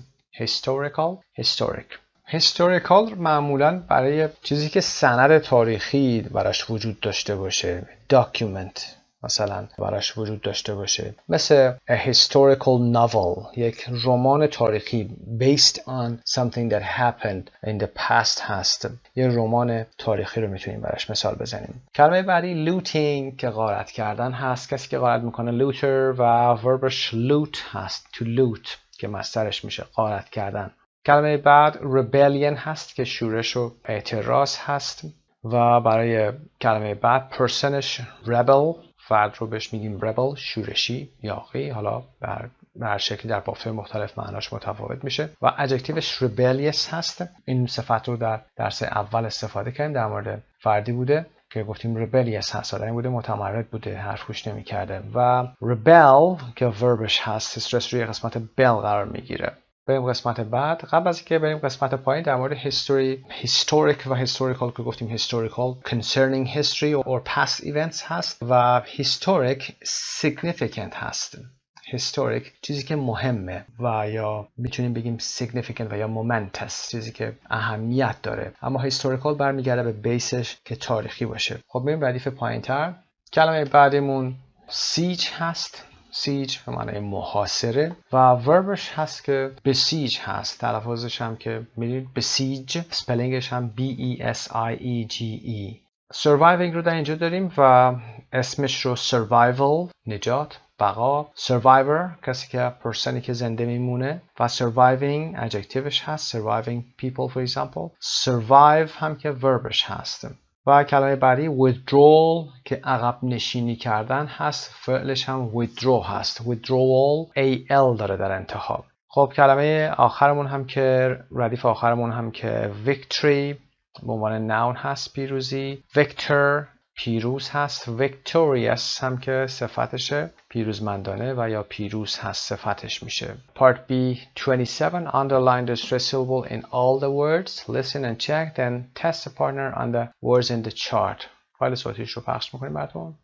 2.7 Capture, captive, captor, captive, capture. Civilization, civilian, civil, civilized, civilize. Execution, executioner, execute. History, historian, historical, historic. Looting, looter, loot. Rebellion, rebel, rebellious, rebel. Siege, besiege. Survival, survivor, surviving, survive. Withdrawal, withdraw. Victory, victor, victorious. خب answer key هم اینجا قرار داده میشه. میتونید چک کنید پاسخ‌ها رو. قسمت‌های استرس رو هم که دارید می‌بینید حتما این استرس ها رو رعایت بکنید، چون هدف این قسمت شناختن خانواده این کلمات هست و نوع استرسش هست. این قسمت رو میتونید پاس کنید و بعد بریم قسمت 3. Part 3 Speaking and Writing. In this dramatic scene, Scarlett, starving and desperate, suddenly sees a turnip in the ground. She falls on it, pulls it from the ground, and eats it. We normally use the simple present, the dramatic present, when we describe a scene from a movie or its plot. قبلا در مورد این موضوع صحبت کردیم و گفتیم که narrative tense یک وجهی از زمانی که داریم نریشن رو انجام میدیم، داستانی رو داریم تعریف میکنیم، از حالت simple present استفاده میکنیم و فعلی که در زمان گذشته اتفاق افتاده رو به شکل حال میگیم که یک حالت نمایشی داشته باشه و یک هیجان خاصی به اون موضوع بده. در قسمتی که در متن بالا اومده میبینید که she starving, she suddenly sees زمان حال ساده است در صورتی که گذشته بوده. turnip in the ground, she falls on it روش میفته and pulls it همه اینا present هست و and eats it از این استفاده میکنه که البته داره میگه dramatic present هست when we describe a scene from a movie or its plot. خب این موضوع رو در رایتینگتون و اسپیکینگتون در نظر بگیرید حتما. قسمت A و B و C رو هم ببینیم. در قسمت A که speaking هست working groups of 3 or 4. خب این کاری هست که باید 3 نفر یا 4 نفر حتما انجام بدید. Each think of a movie you really enjoyed that was set in a historical period or based on a real event. Make notes under the following headings to help you to talk about it. کاری که باید انجام بدید این هست که میخواید یه speaking داشته باشید. حالا بین خودتون 3-4 نفری میخواید رو انجام بدید در مورد یک داستانی که حالا یک فیلمی هست، حالا یک کتاب داستانی هست، هیستوریکال باشه. به هر حال تحت این موضوعات اگر بتونید جمله هاتون رو یادداشت کنید، نوت برداری بکنید، میتونید در موردش صحبت بکنید. Where and when is the movie set؟ کجا و کی این فیلم اتفاق میفته؟ یعنی زمان واقعیت اصلیش کی بوده؟ به چه زمانی برمیگرده؟ Who are the main characters and who are they played by؟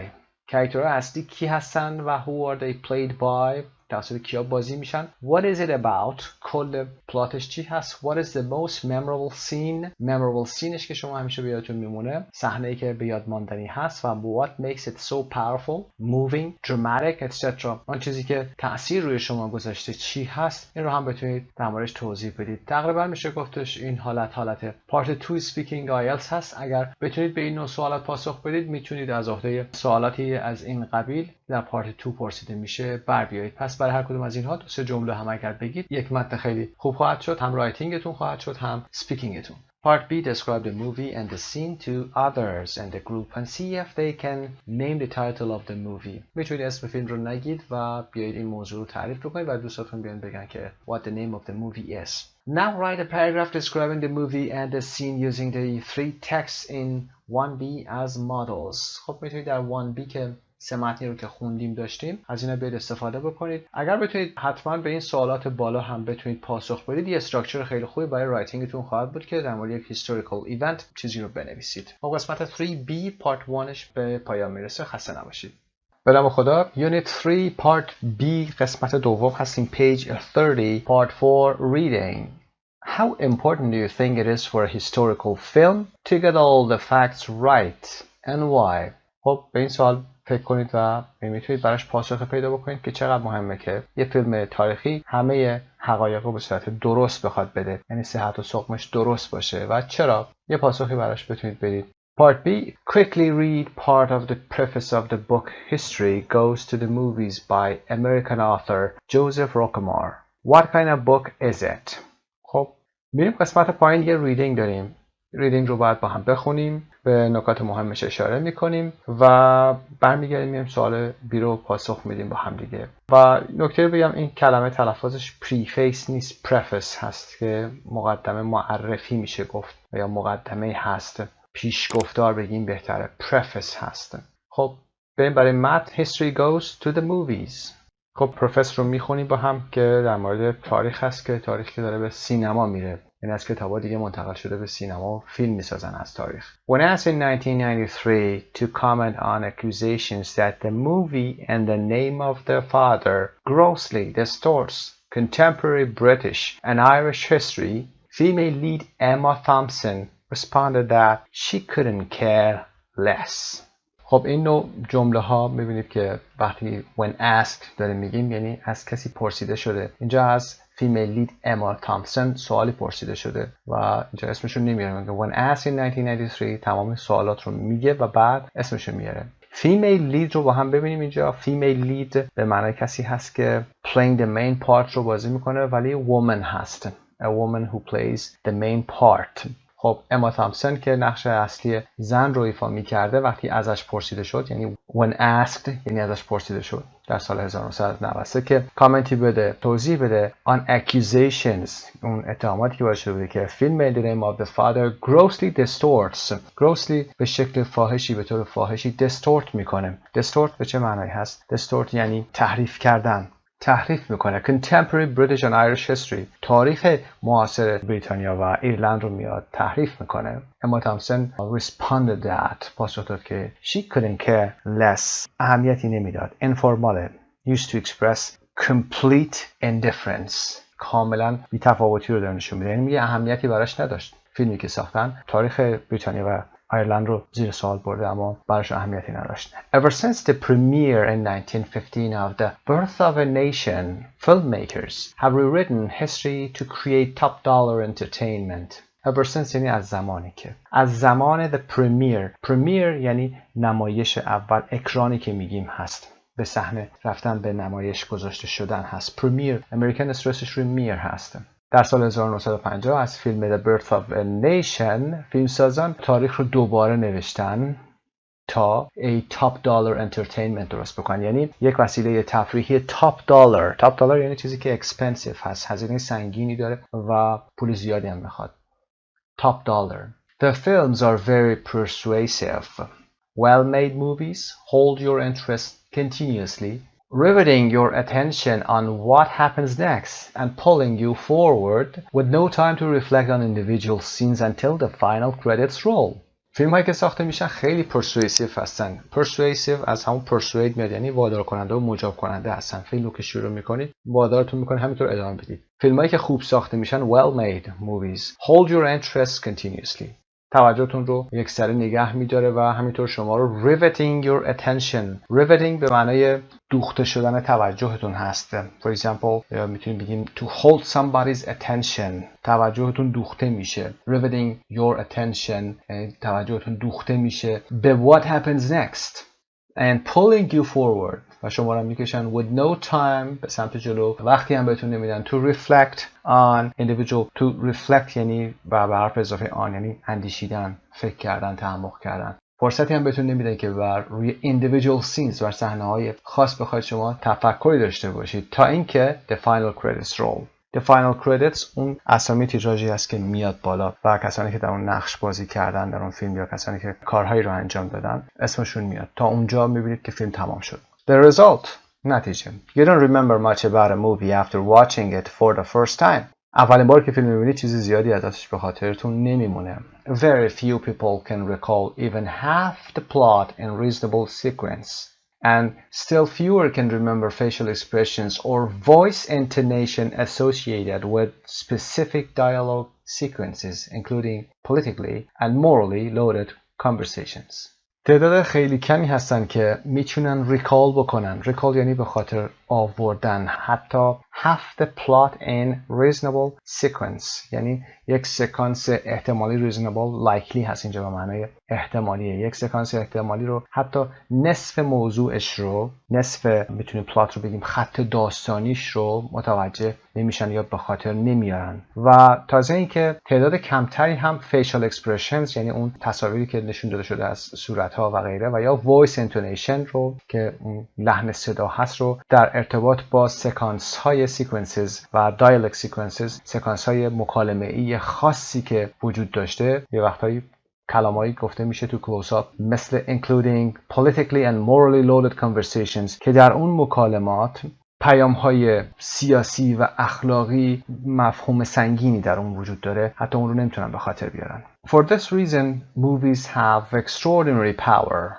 unmatched by any other medium to leave you with a strong sense of what is right and what is wrong, who's bad and who's good, even though critical details presented in the movies may be biased or false. به این دلیل movies که فیلم ها رو داره در صورت کلی میگه قدرت extraordinary دارن. extraordinary تلفظ extraordinary فوق‌العاده‌ای دارن و unmatched by any other medium که هیچ رسانه دیگه هم نمیتونه باش رقابت بکنه. To leave you with a strong sense این قدرت داره که شما رو با این که بخواد what is right and what is wrong بخواد شما رو با این حس قوی شما رو تنها میذاره که اینکه who's bad and who is good even though حتی اگرچه تاکید میکنه critical details presented جزئیات حساس و مهمی که ارائه شده در این فیلم ها may be biased or false ممکنه که تبعیضانه باشه یا حتی اشتباه باشه. biased باشه یعنی به سمت خاصی گرایش داشته باشه. well so what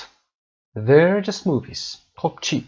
اونا فیلم بندی که in fact they're not just movies. در حقیقت اونا فقط فیلم نیستن. Millions of Americans are fanatical history lovers and they pack theaters every time new movies about historical figures or events come to town.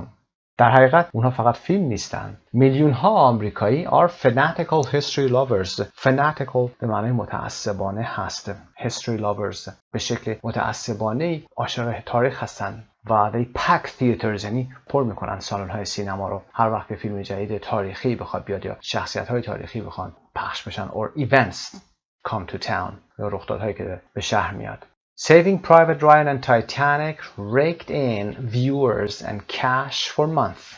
Saving Private Ryan و تایتانیک فیلم های معروفی هم هستن. raked in، rake اون وسیله‌ای هست که در گاردن استفاده میشه و چنگه هست، چنگک یا چنگه هست که برگ‌ها رو جمع میکنیم باش. raked اونجا به عنوان verb گذشته هست. raked in یعنی چنگ زدن و جمع کردن. viewers بیننده ها و کش رو که پول نقد هست برای ماها این کار رو انجام داد. پخش فیلم نجات سرباز رایان و تایتانیک. Many high school teachers screen movies in the classroom.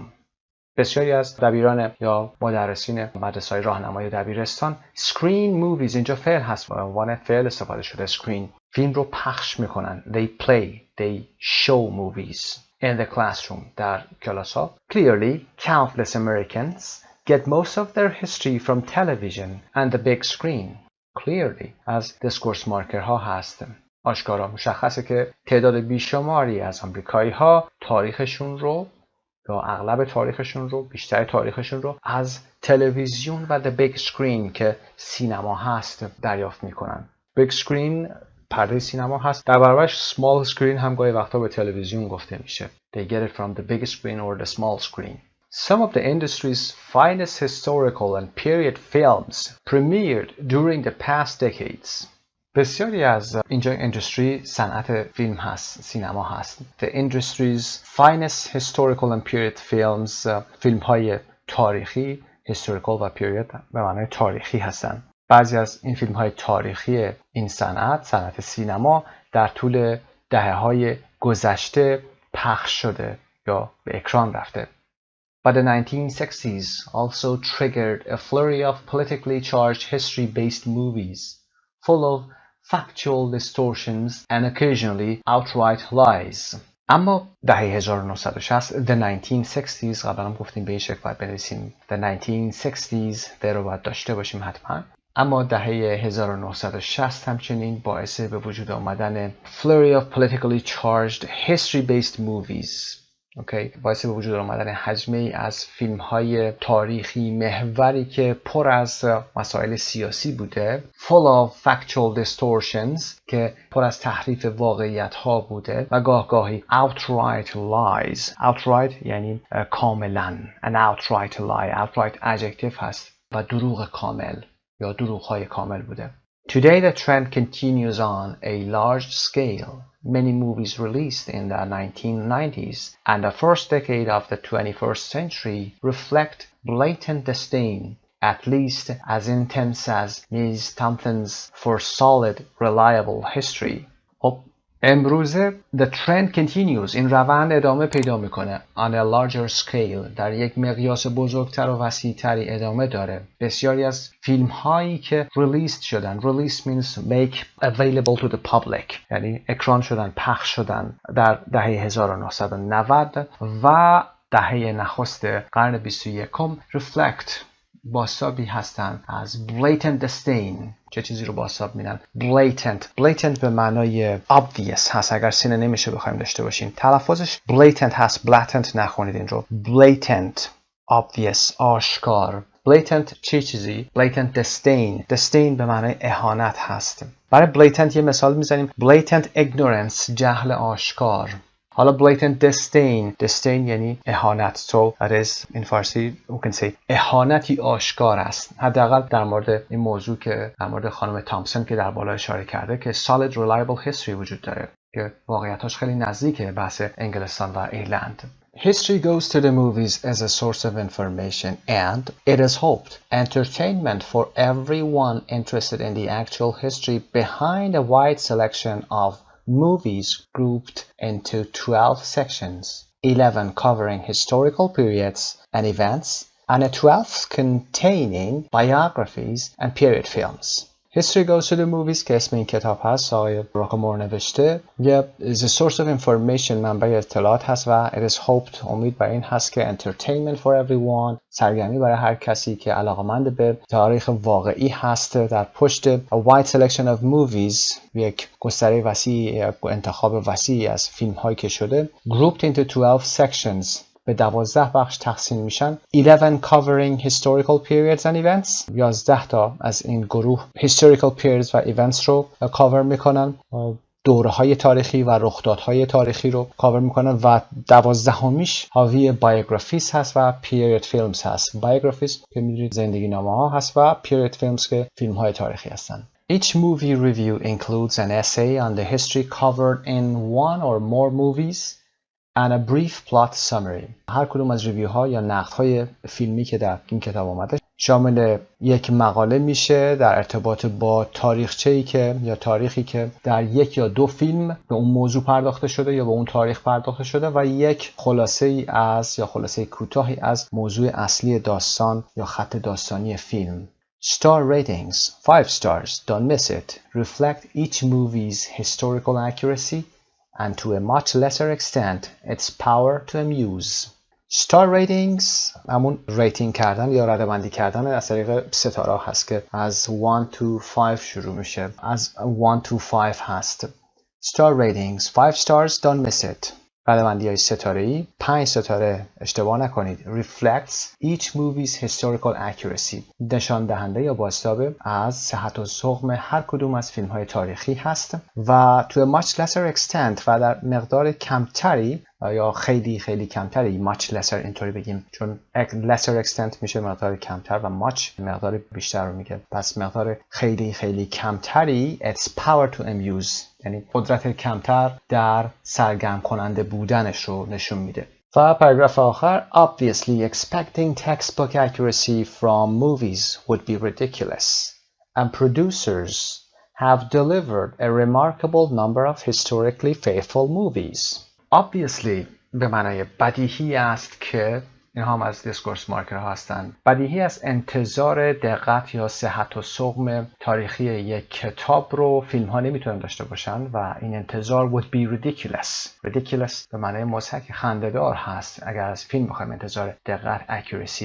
تکستبوک رو داشته باشیم و producers have delivered a remarkable number of historically faithful movies و تهیه کنندگان تونستن تعداد قابل توجهی از فیلم هایی که از لحاظ تاریخی صادق بودن رو تولید بکنن but some of them get too much of their history wrong اما بعضی از اونها بسیاری از بخش تاریخ رو اشتباه به نمایش میذارن to get it wrong یعنی اشتباه به نمایش میذارن یا اشتباه نشون میدن to do it right or to do it wrong هست History Goes to the Movies as a guide این کتاب که صحبتشو کردیم as a guide یک راهنما هست however imperfect اگرچه کامل نیست for readers and viewers aiming to get it right برای خوانندگان و کسانی که میبینن هدفمون این هست که to get it right که درک اصلی درک واقعی رو از تاریخ پیدا بکنن خب این متن رو با هم خوندیم نکاتش رو اشاره کردیم کلمات جدید خوبی داشتیم کلمات رو حتما استفاده بکنید برای سطح بالا کلمات یا صفت‌هایی که آورده شده صفت‌های خیلی خوبی بود کلماتی مثل پریمیر گفتیم و distort رو گفتیم تحریف کردن reflect اندیشیدن تعمق کردن میتونه باشه و یا میتونه بازتاب هم معنا بده outright lie دروغ کامل رو گفتیم blatant و یا blatant disdain اینا رو با هم یاد بگیرید blatant disdain اهانتی آشکار هست خب میریم قسمت اول یک سوالی هست بعد در پارت بی اون رو پاسخ بدیم سایت مجرای زبان ایرانی سوال اون بوده Quickly read part of the preface of the book History Goes to the Movies by American author Joseph Rockamore. What kind of book is it? چه نوع کتابی هست؟ پاسخمون A هست It compares historical films to what really happened. فیلم های تاریخی رو مقایسه میکنه با آنچه که در واقع اتفاق افتاده. سوالم در قسمت بالا بود How important do you think?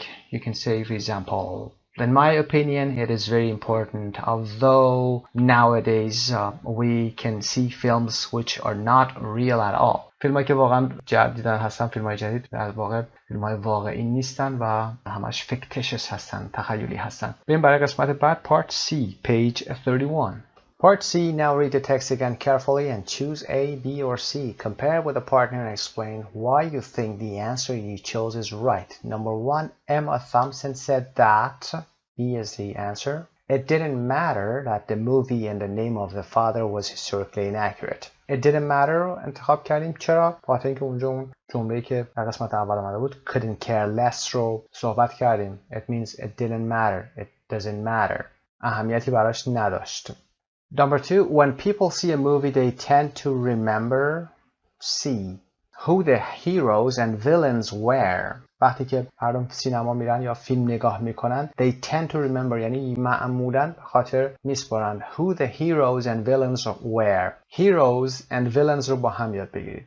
هیرو قهرمان هست و villain اون شخصیت منفی یا تبهکار هست. Hero is good and villain is bad. وقتی که میرن فیلم میبینن معمولاً قهرمانان و بدکاران رو و جنایتکاران رو به خاطر میسپارن. The heroes and villains. تلفظ villains جمعش هست. Number 3, according to the author, what most Americans know about history comes from C answerمون هست movies they have seen at the movie theater and on TV. برای به گفته نویسنده اکثر چیزهایی که آمریکایی در مورد تاریخ میدونن از فیلم هایی میاد که اونها در مووی تیاتر یعنی همون سینما که در آمریکایی گفته میشه the movie theater از سینما و یا از تیوی یاد میگیرن در اون فیلم ها. Number 4, movies made in recent years have been historically inaccurate because filmmakers, the answer is B, are not concerned about historical accuracy. فیلمایی که اخیراً ساخته شده، سالهای اخیر ساخته شده، از لحاظ تاریخی inaccurate هستن، یعنی از لحاظ تاریخی درست نیستن، inaccurate هستن، دقیق نیستن، به خاطر اینکه فیلمسازها are not concerned، اهمیتی نمیدن about historical accuracy. Number 5, the star system Joseph Rockamore uses refers سیستم ستاره که همون رده‌بندی که در متن گفتیم که آقای جوزف راکامور استفاده میکنه refers اشاره میکنه more to historical accuracy than entertainment value. بیشتر به دقت تاریخیش یا صحت تاریخی فیلم هست که اشاره میکنه تا اینکه بخواد به ارزش تفریحی و یا سرگرمیش بخواد نمره بخواد بده. میریم برای قسمت بعد Lexis and context. Look at the highlighted words and expressions related to the movies where the partners say what they mean. Check any you're not sure of in a dictionary. خب کلماتی که هایلایت شده بودن رو در متن با هم دیدیم. female lead, premiere, the final credits roll. گفتیم اینها چه کلماتی هستن، معنیشون چی هست، plot, dialogue sequence. همشون اشاره شده، در مورد همشون صحبت کردیم. بریم برای قسمت E. Complete the sentences with a word or expression from D. در قسمت D همونایی که هایلایت شده بوده در متن اومده بوده از اونها باید در جای خالی های پایین که 5 تا جمله هست استفاده کنیم و قرار بدیم. Number 1, the latest James Bond movies is expected to be released early next summer. آخرین فیلم جیمز باند is expected به معنای انتظار داشتن و احتمال دادن هم میشه. احتمال داده میشه که تا اوایل تابستان آینده ریلیز بشه. ریلیز رو گفتیم make available for the public هست.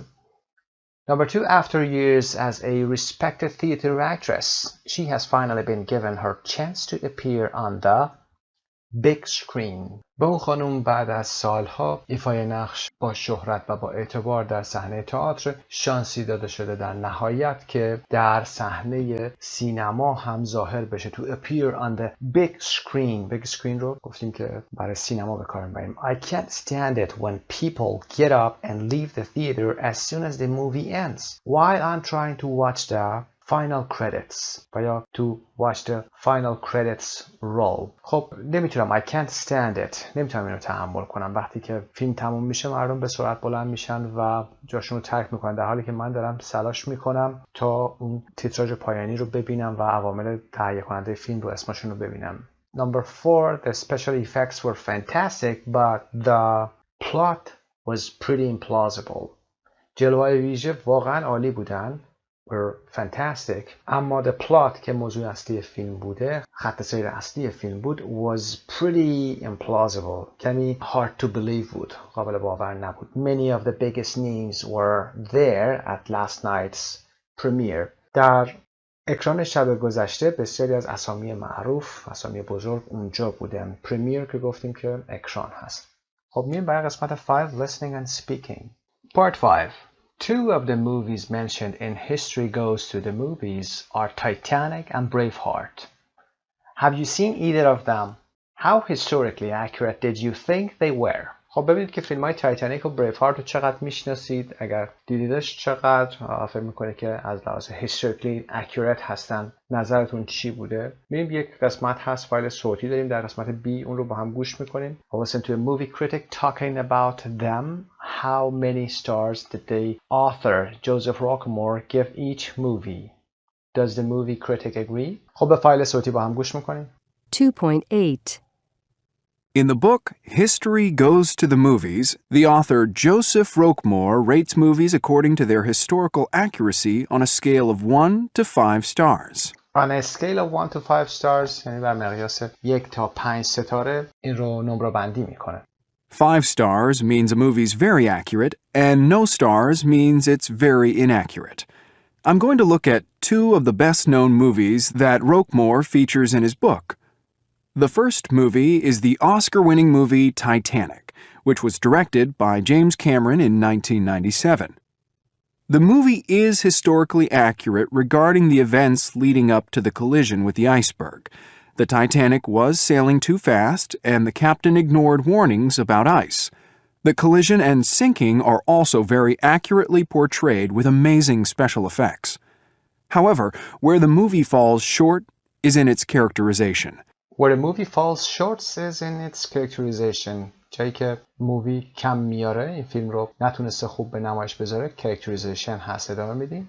I have to say I entirely agree with Roquemore when he criticizes director James Cameron for what he calls class-conscious overkill. class-conscious overkill در ادامه characterization هست. اونجا شخصیت پردازی که میکنه class-conscious overkill انجام میده، یعنی افراط در حساسیت و تعصب نسبت به طبقات اجتماعی نشون میده. class-conscious overkill افراط هست. overkill. This can't have been the case. Then a large part of the movie focuses on the love story between Jack, a third-class passenger played by Leonardo DiCaprio, and Rose, a first-class passenger played by Kate Winslet. Obviously, these characters and their story are fictitious and were just added, presumably to sell the movie to a younger audience. But many historians have pointed out that a romance between Jack and Rose is totally improbable, because at that time there was complete class segregation on the ship. There were complete class segregation. Segregation یا separation اگر کلمه نزدیک‌ترش بهش بگیم همون تفکیک و تبعیض قائل شدن هست. class segregation تبعیض که طبقاتی بوده. Roquemore also criticizes the movie's portrayal of Captain Smith. He's made out to be indecisive and basically useless throughout the disaster. خب این کپتن رو هم که به شکل بدی نشون میده. He's made out to be به این شکل ساخته میشه. indecisive قبلا کار کردیم در کتاب گذشته. گفتیم کسی که دو دل هست بی اراده است نمیتونه تصمیم بگیره. basically useless throughout the disaster. در کل این ماجرا در این فاجعه‌ای که به وجود اومده کلا یک آدم بیفایده و سوس عنصری هست. But this contradicts everything which was said about him by survivors of the sinking. This contradicts یعنی تضاد داره، در تناقض هست و همه چیزهایی که سروایورایی که از اون sinking و یا اون غرق شدگی نجات پیدا کردن چیزایی که میگن متفاوت هست.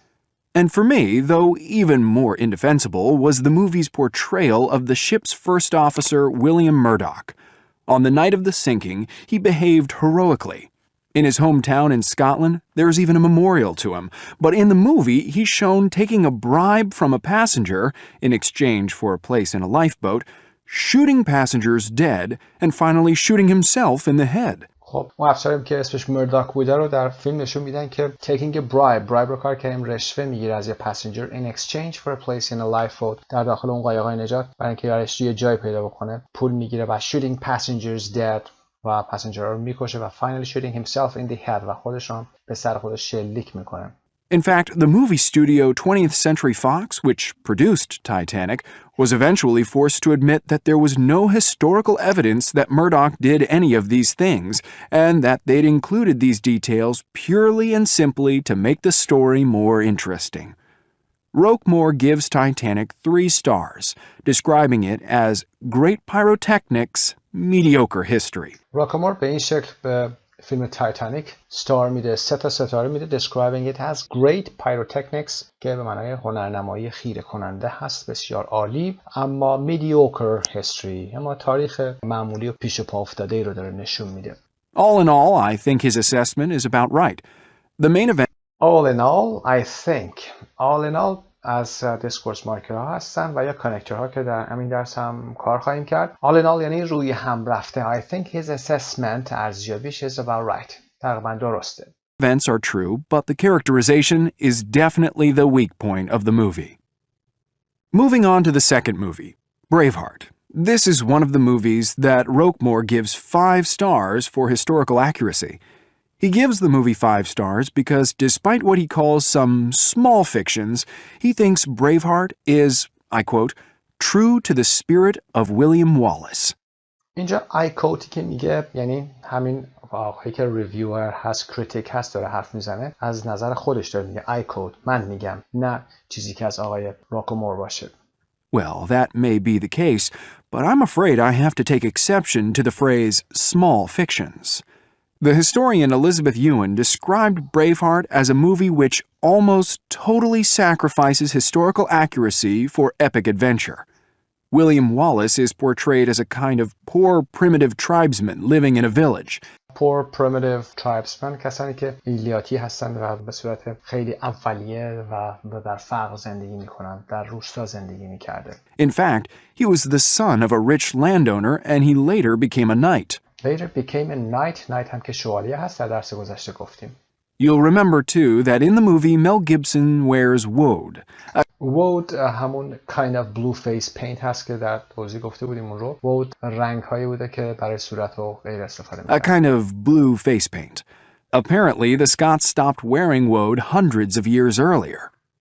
And while we're on the subject of costume, in the movie, the Scottish soldiers wear kilts. خب صحبت کاستیوم که اینجا میاد. In the movie the Scottish soldiers wear kilts. سربازان سربازان اسکاتلندی در فیلم نشون داده میشه که کیلت پوشیدن. کیلت همون دامنهایی هستش که شطرنجی هست و اسکاتلندی‌ها میپوشن و نکته ضعیفش در اینجا بوده. ادامه No surprise there, you might think, but in the 13th century, which is when the events of the movie are set, the Scots did not wear kilts, and in fact, they didn't start wearing them until 4 centuries later.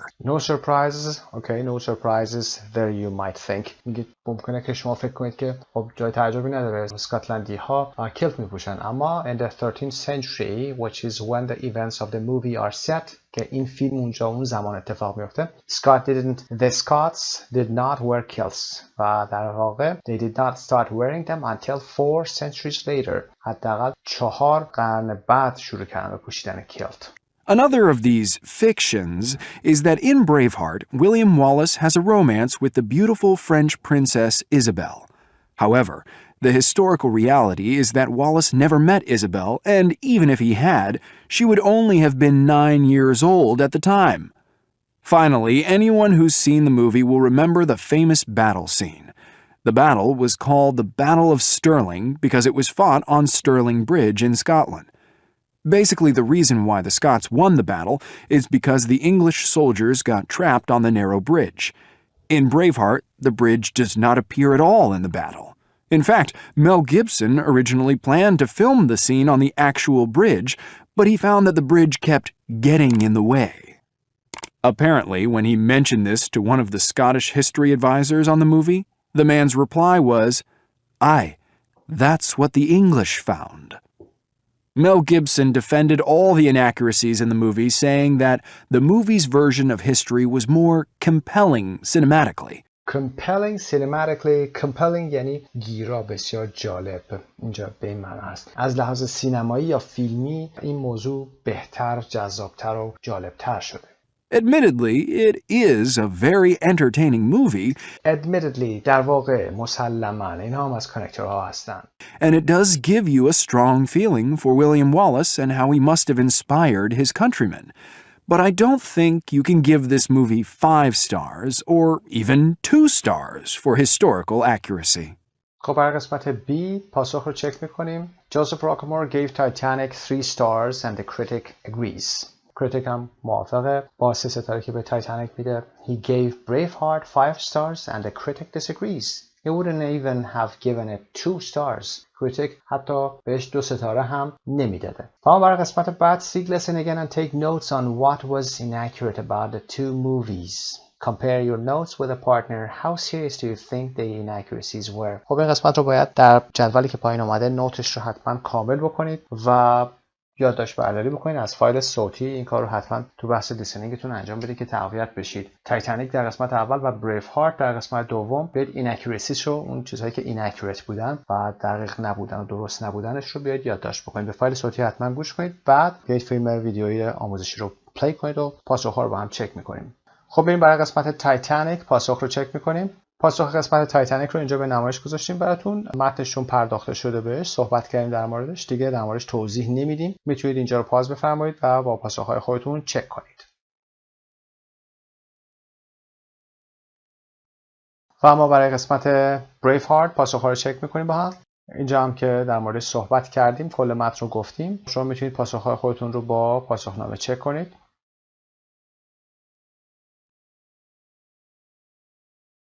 اما برای قسمت D, can you think of any movies you have seen that you think were very inaccurate? Did this detract from your enjoyment of the film? خب اگر میتونید در مورد این موضوع هم صحبت بکنید. فیلم خاصی رو اگر دارید مد نظرتون هست که ایناکورسی درش انجام شده، حتما در موردش یه صحبتی سپیکینگی داشته باشید. بسیار خوب خواهد بود. برای قسمت grammar discourse markers Part 2 هستیم. Adverbs and adverbial expressions.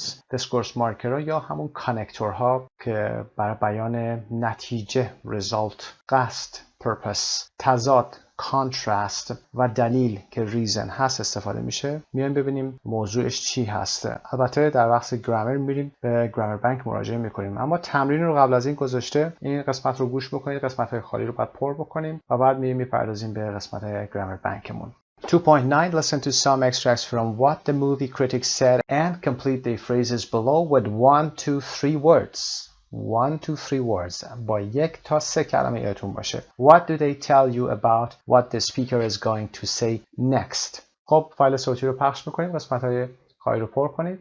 2.9 1. Obviously, these characters and their story are fictitious. 2. All in all, I think his assessment is about right. 3. William Wallace is portrayed as a kind of poor primitive tribesman living in a village. In fact, he was the son of a rich landowner. 4. Apparently, the Scots stopped wearing woad hundreds of years earlier. 5. Basically, the reason why the Scots won the battle is because the English soldiers got trapped on the narrow bridge. خب برای قسمت 1 obviously، برای number 2 all in all و number 3 in fact، number 4 apparently و number 5 هم basically. اما معانی این کانکتورها رو و یا دیسکورس مارکر ها رو در قسمت پاسخنامه ببینیم. برای قسمت 1 که obviously گفتیم، معنیش رو آورده The speaker will say something that is clearly true or easy to understand. وقتی چیزی که آشکار هست، مشخصه، بارز هست، ما از obviously استفاده میکنیم. Number 2 all in all. The speaker is going to say something having taken everything in consideration.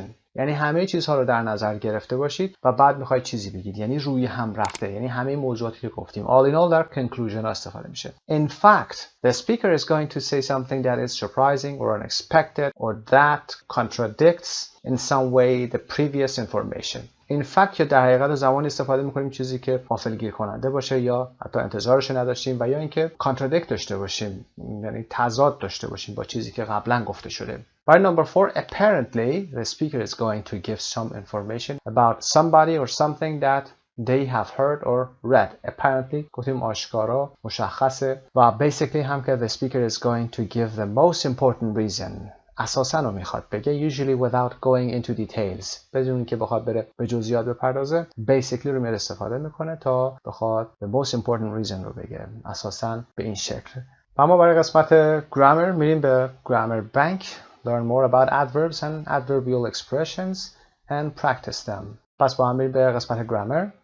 Grammar Bank 3B Discourse Markers Part 2 Adverbs and Adverbial Expressions. این قسمت اول رو با هم داشته باشیم. سمت چپ 2 ستون قرار داده. قسمت اول ستون سمت چپمون یعنی ستون اول از این نوع Discourse Marker ها استفاده میکنه و در قسمت روبروش میاد یک توضیح میده explain هست برای کاربردش. Number 1 Speaking of 2 نفر مکالمه دارن. نفر اول میگه I really like your shirt. واقعا از پیرنت خوشم میاد. Doesn't Harry have one just like it? هری یکی از اینا رو نداره. یکی از همین پیراهنه که مثل همین باشه نداره. صحبت هری الان به وسط میاد و بی میگه Speaking of Harry, did he get the job he applied for? حرف هری که وسط اومد یا صحبت هری که شد اون شغلی که دنبالش بود و گیر آورد. To change the direction of a conversation but making a link with what has just been said. خب میخواید مسیر مکالمه رو عوض بکنید اما یه لینکی با چیزی که همین الان گفته شده ایجاد بکنید. Speaking of رو به کار ببریم. البته در نمونه‌ای مثل این مکالمه به هری اشاره میشه و نفر بعدی میگه حالا صحبت هری که وسط اومد هری اون شغل رو به دست آورد یا نه. Speaking of Harry. Number 2 by the way or incidentally. By the way. So let's meet at 5 o'clock then. By the way or incidentally, could you lend me some money until the weekend?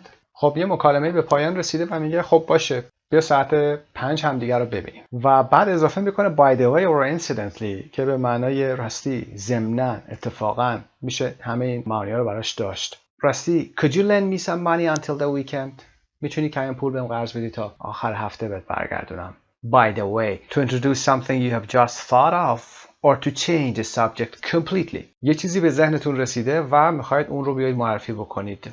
اون رو بیاید شروع بکنید. و یا اینکه کلا میخواید موضوع رو عوض بکنید. راستی در فارسی هم داریم. By the way, incidentally. بریم برای قسمت بعد. 3. Actually, in fact, as a matter of fact, did you see the game last night? Did you see the game last night? آیا مسابقه رو دیشب دیدی؟ No, I didn't.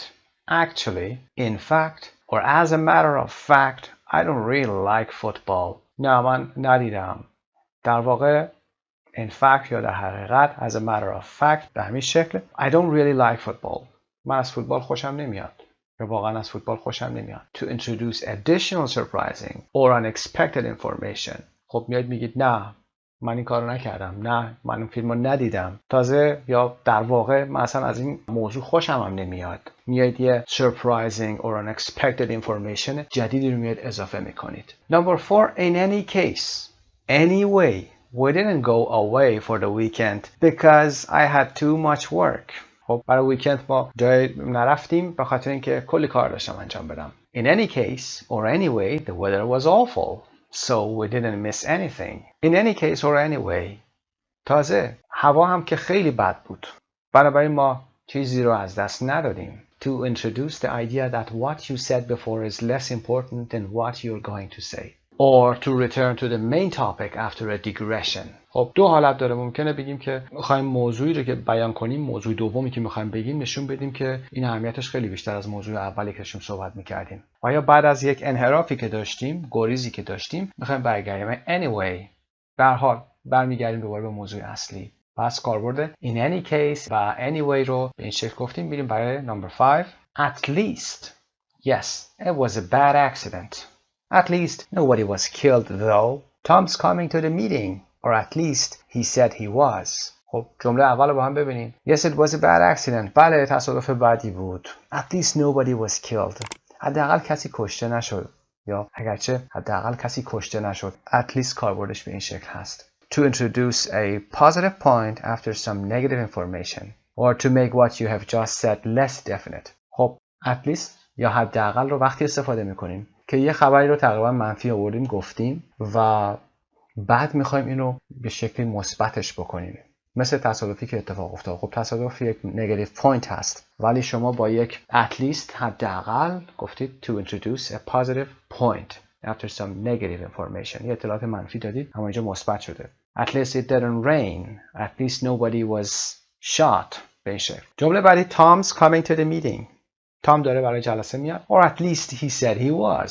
یا این چیزیه که حداقل اون گفته. یعنی to make what you have just said less definite. چیزی که همین الان گفتید یا اخیراً گفتید رو میخواید از قطعیتش کم بکنید. Tom's coming to the meeting. میخواید بگید کمترش بکنید. این شدتی که دارید میگید، این شدت اطمینان رو میخواید کمترش بکنید و میگید or at least he said he was. It means he said he was coming to the meeting. حداقل چیزی که اون گفته. بریم برای قسمت بعد. Part 6. As I was saying, if Mark gets the job, we'll have to reorganize the department. همونطور که داشتم میگفتم یا داشتم صحبتش رو میکردم، اگه مارک که اسم فرد هست این شغل رو به دست بیاره، ما دوباره باید این دیپارتمنت یا این بخش رو reorganize بکنیم، دوباره سازماندهی کنیم. To return to a previous subject often after you have been interrupted. معمولا بعد از اینکه interrupt میشید وقفه‌ای به وجود میاد یا کسی صحبتتون رو قطع میکنه، as I was saying رو استفاده میکنیم تا بریم برگردیم به موضوع اصلی که داشتیم صحبت می‌کردیم یا موضوع قبلی که داشتیم صحبت می‌کردیم. As I was saying, as you were saying، همونطور که شما داشتید میگفتید. خب میریم برای قسمت بعد. On the whole, I think that women make better journalists than men. On the whole، دقت داشته باشید به نحوه نگارش on the whole و to generalize. می‌خوایم بگیم به صورت کلی از on the whole استفاده می‌کنیم. در conclusion همون هم می‌تونیم از on the whole استفاده بکنیم. On the whole I think در کل من فکر میکنم که زنان خبرنگاران بهتری هستن نسبت به مردان. To generalize. خواهیم تعمیمش بدیم. عمومیت ببخشیم. Number 8. All in all. All in all. I like both condos, but all in all I think I prefer the one next to the cathedral. من از هر دو کاندوز خوشم میاد. کاندو مخفف کندومینیم و یا اپارتمنت هست. من از هر دو خونه خوشم میاد، اما all in all یعنی روی هم رفته. من اون یکی که نزدیک یا کنار کاتدرال یا کلیسای اعظم هست رو ترجیح میدم. To say that you are taking everything into consideration. All in all زمانی استفاده میشه که شما همه چیز رو حساب کردید. To say that you are taking everything into consideration. یعنی همه چیز رو دارید حساب میکنید. روی هم رفته یعنی همه رو جمع کردید به این نتیجه رسیدید. 9. After all, I think we should buy them. من فکر میکنم که باید اونها رو بخریم. After all, we'll never find them anywhere cheaper than this. کاربرد after all to introduce a strong argument that the other person may not have taken into consideration. میخواید یک دلیل قوی بیارید، دلیل محکمی بیارید که فرد روبروتون یا کسی که دارید باهاش صحبت میکنید به این اصلا فکر نکرده بوده. از این گذشته یا از همین ها گذشته من فکر میکنم باید اونها رو بخریم. از همین ها گذشته هیچ جای دیگه ما نمیتونیم ارزونتر پیدا بکنیم. این حالا اون مسائلی که هست. After all از همین ها گذشته. Number 10. Besides. دقت داشته باشید besides هست استرادنت I don't think I'll go to Nick's party. It will finish very late. Besides, I won't know many people there. فکر میکنم که به مهمانی نیک نرم. یه ساختاری هم داره I don't think I'll go. یادتون باشه حتما به این شکل استفاده بکنیم و نمیگیم I think I don't go or I think I will not go. It will finish very late. خیلی دیر تموم میشه. علاوه بر این یا جدا از اینها من اونجا هم کسی رو نمیشناسم. To add additional information or arguments. اطلاعات اضافه میخواید بدید و یا دلایلی استدلال خاصی رو اضافه میخواید بکنید. Besides علاوه بر این من کسی رو همونجا نمیشناسم یا کسان زیادی رو نمیشناسم. Number 11. Basically. کاربرد basically رو ببینیم. Basically my job involves computer skills and people skills. اساساً شغل من نیازمند به مهارت‌های کامپیوتری و مهارت‌های مردمی هست. To introduce the most important or fundamental point.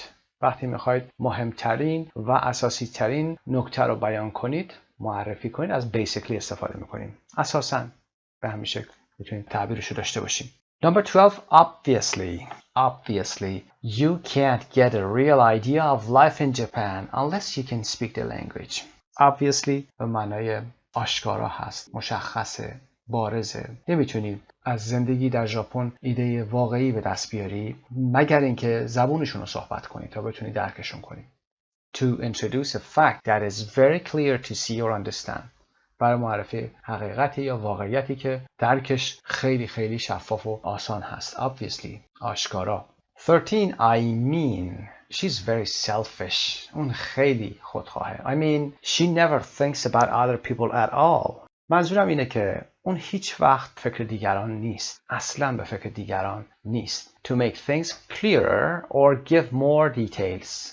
میخواید شفاف سازی کنید، یه چیزی رو شفافیت بیشتری بهش بدید و یا جزئیات بیشتری بدید. I mean، چرا I mean؟ به خاطر اینکه اینجا گفته she's very selfish. میخواید بازش بکنید این قسمت جمله رو، very selfish رو میخواید توصیف کنید. میگید I mean، منظورم اینه که به این صورت. 14. In other words, a lot of people booed and some people even left early. In other words, it was a complete disaster.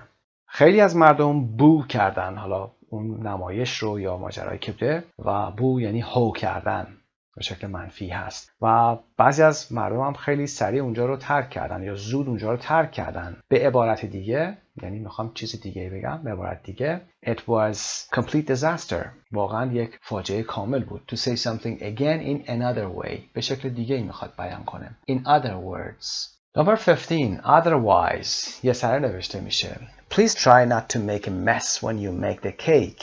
Otherwise, I'm going to have to clean the kitchen again. لطفاً وقتی که داری کیک درست میکنی همه چیزو به هم نریز. آشپزخونه رو خراب نکن، کثیف نکن. در غیر این صورت من باید دوباره آشپزخونه رو تمیز کنم. Otherwise, to say what the result would be if something did not happen or if the situation were different. وقتی چیزی که میخواید اتفاق بیفته اون اتفاق نیفته و یا اون موقعیتی که انتظار دارید موقعیت متفاوتی بشه، نتیجهش رو میخواید بگید شکل دیگه میشه، از otherwise استفاده میکنید، یعنی در غیر این صورت.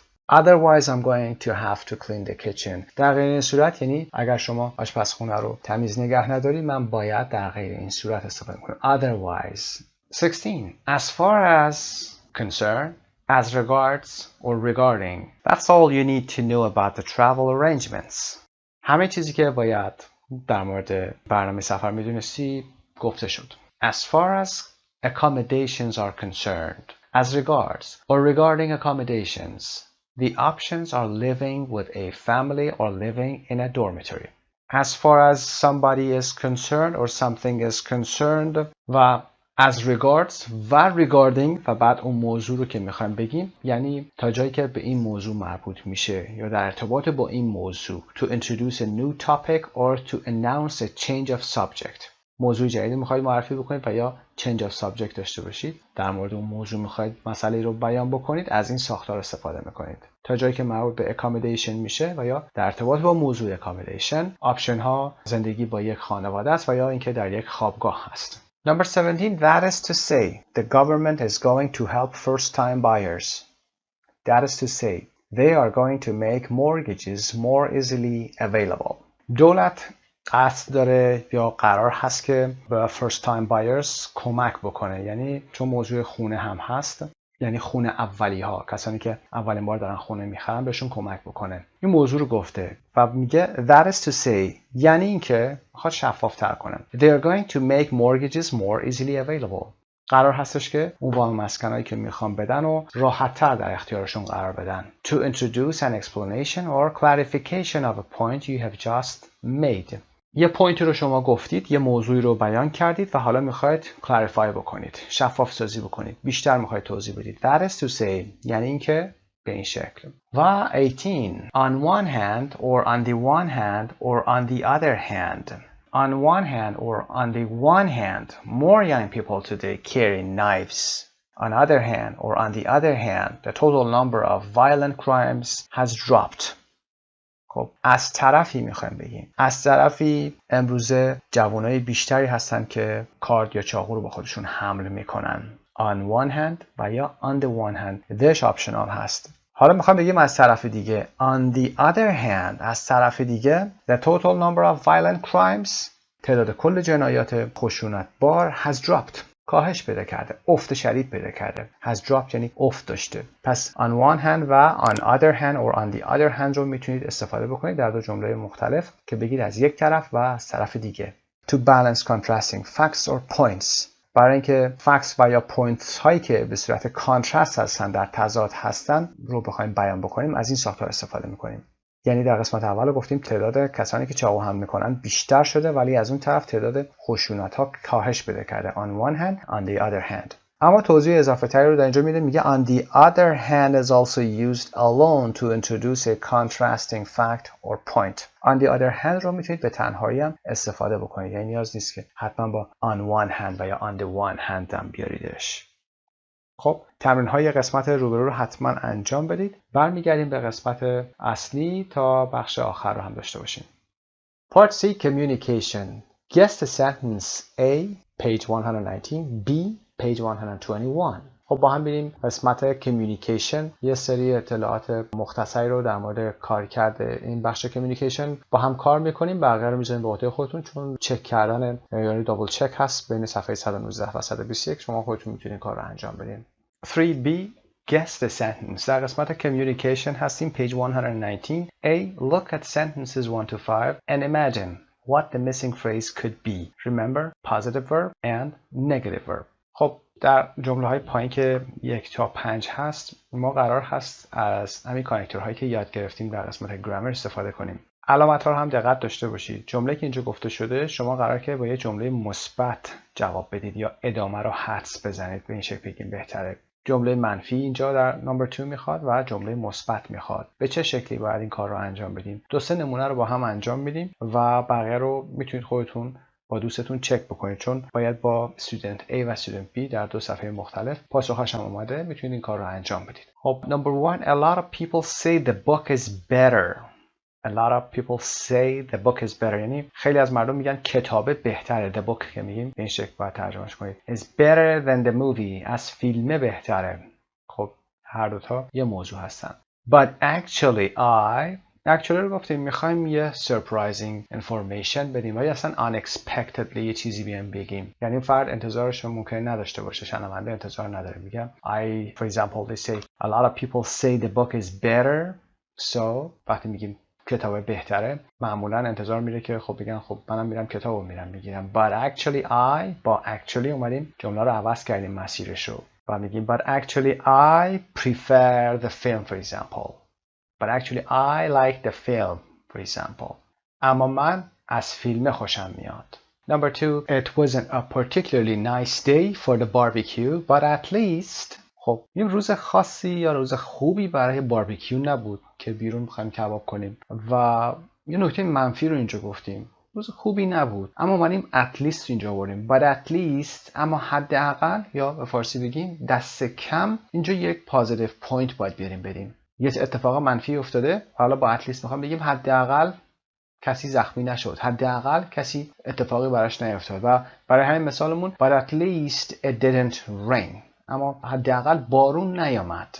به این شکل میتونیم بگیم با جمله منفی اما پوینتمون مثبته. پازیتیو پوینت داریم میدیم. میگیم که درست روز خوبی نبوده اما حداقل بارون نیامد. خب تمرین های بعد رو هم به همین شکل با دوستتون چک کنید یا اگر تنها هستید با اون صفحه روبروش چک بکنید برای قسمت استودنت B و این کانکتورها رو و دیسکورس مارکر ها رو بیان استفاده بکنید و توضیح هم بدید که چرا دارین از این حالت استفاده میکنیم. at least چرا اومده، actually چرا اومده و یا all in all روی هم رفته چرا استفاده شده. خب در اینجا درس 3 به پایان میرسه. میریم تا قسمت بعد که colloquial English هست.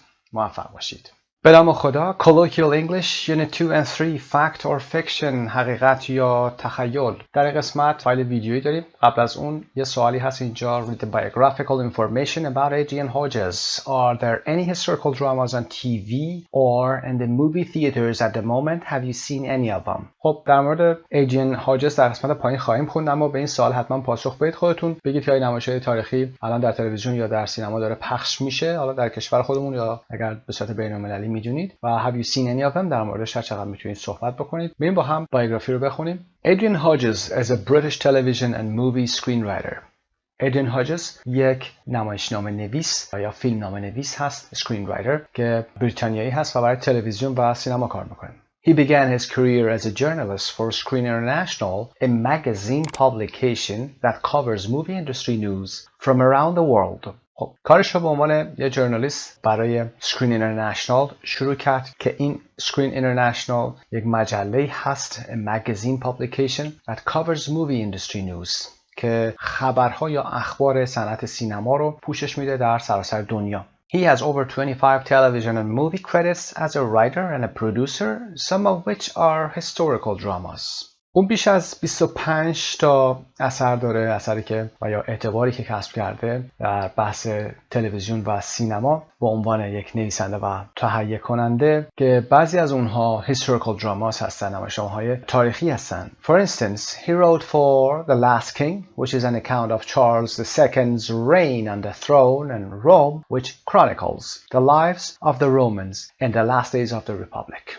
به عنوان مثال یا به عنوان نمونه برای The Last King، برای فیلم The Last King موضوعی رو نوشته که is an account of Charles II's reign on the throne، که در مورد حکومت reign به معنی حکومت هست، حکومت چارل دوم بر تخت سلطنت هست و مورد بعدیش هم روم هست که which chronicles the lives of the Romans. chronicle به معنی به رشته تحریر در آوردن هست اینجا، که زندگی رومی ها رو در روزهای آخر اون جمهوری میاد به رشته تحریر در میاره. خب این قسمت بایوگرافی رو با هم خوندیم، یکی دو تا کلمه جدید ممکنه براتون بوده باشه که اینا رو حتما یه تمرین بکنید، یادداشت بفرمایید. بریم برای قسمت ویدیو، قسمت 1 ویدیو رو با هم داشته باشیم.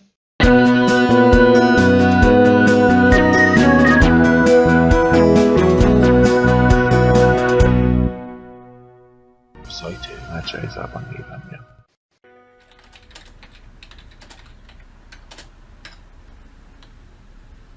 Adrian Hodges is a British writer and producer who works in film, television and the theatre.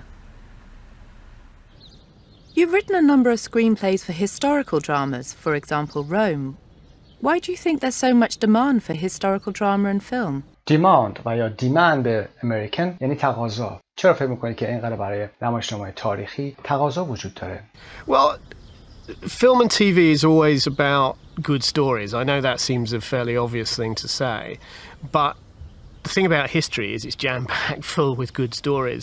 Jam-packed full with good stories. پر از یا انباشته از داستان‌های خوب هست. Jam-packed. قبلا استفاده کردیم jam-packed رو. Many of which people know, or at least vaguely know. At least vaguely know. Vaguely know به معنی به صورت گنگ و یا مبهمی میدونند. If you say, I'm going to do a film about Robin Hood, you know that part of your audience at the very least will already have some knowledge of that story, and they will think, oh yeah, I quite like that story, so maybe there's something in there that for me in that film.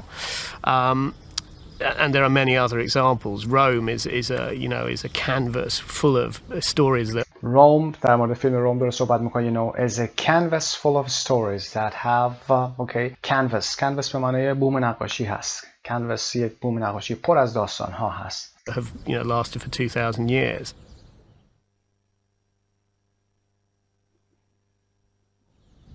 So many people have vaguely heard about Julius Caesar. Some of them know that story very, very well, and so on, or Caligula, or whoever. So history is just an endlessly useful way of telling great stories from the past in a way that means something in the present. In a perfect world, you get a double hit. You tell a classic story, but you also tell it in a way that makes it resonate with the present. Are historical films necessarily any more expensive than films set in the modern day?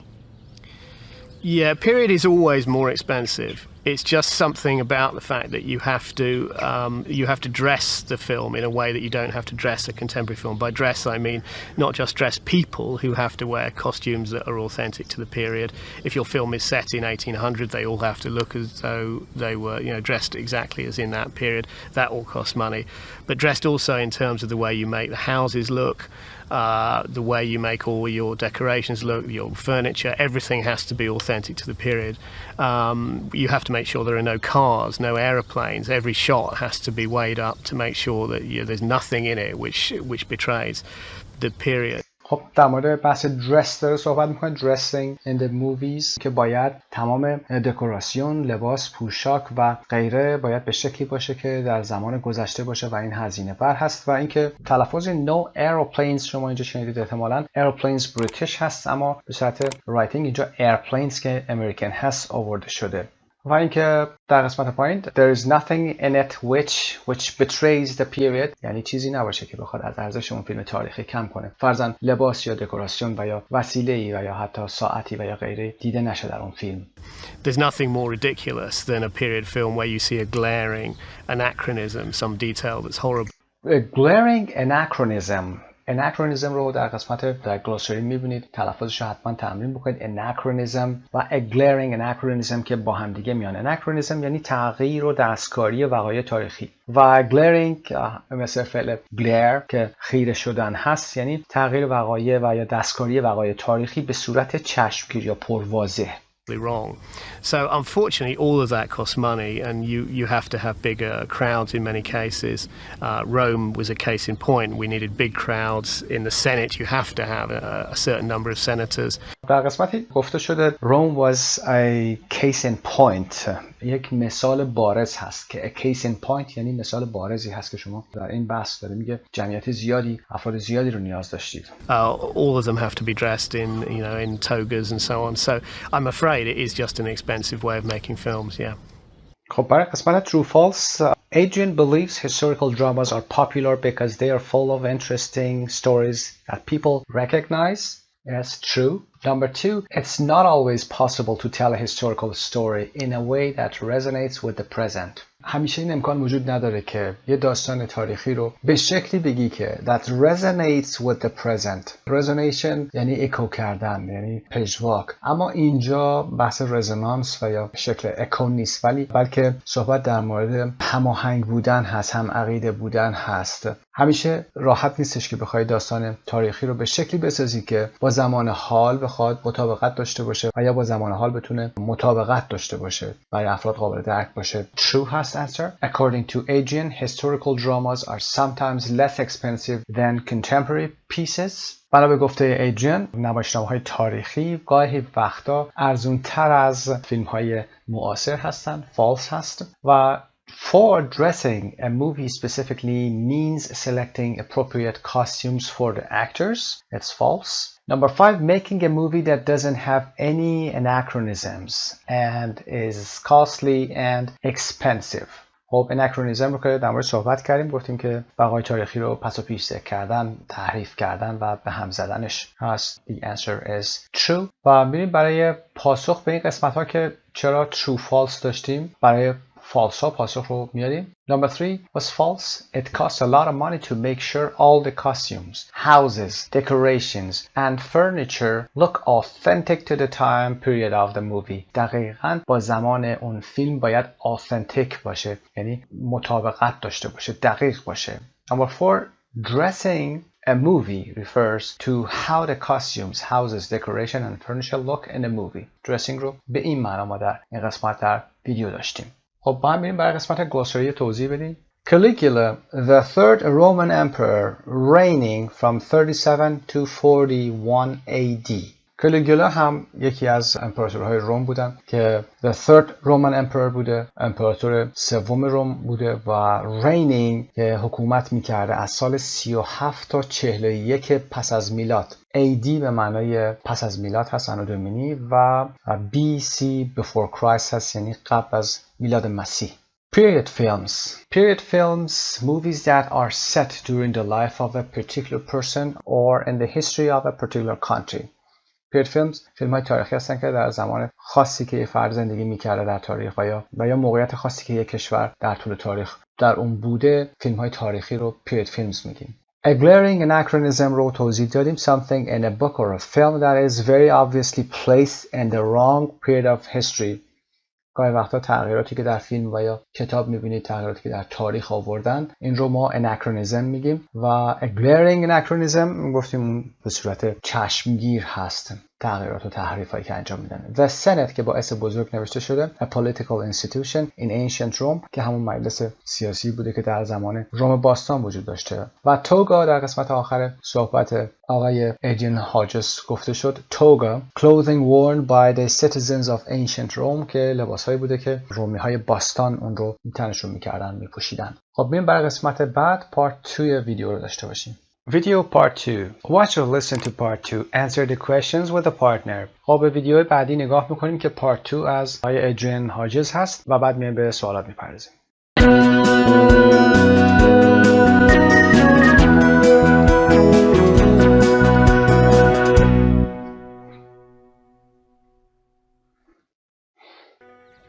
How important is historical accuracy in a historical film? The notion of accuracy in history is a really difficult one in drama because, it's like saying, well, was Macbeth accurate? Is Shakespeare in drama accurate? The thing is, it's not about historical accuracy. It's about whether you can make a drama work from history that means something to an audience now. So I tend to take the view that, in a way, accuracy isn't the issue when it comes to the drama. If you're writing a drama, you have the right, as a writer, to create the drama that works for you. So you can certainly change. If you're writing a drama, اگر خودتون دارید دراما می‌نویسید، حالا به عنوان کتاب یا برای نمایشنامه، اسکرین رایتر اگر هستید، you have the right. اینجا حق دارید که as a writer to create the drama that works for you. اون چیزی که می‌خواید رو ایجاد بکنید. So you can certainly change details. اونجا میتونید جزئیات رو تغییر بدید. Details. The truth is nobody really knows how people spoke in Rome or how people spoke in the court of Charles II or William the Conqueror or Victoria or whoever. You have an idea from writing, from books and plays and so on.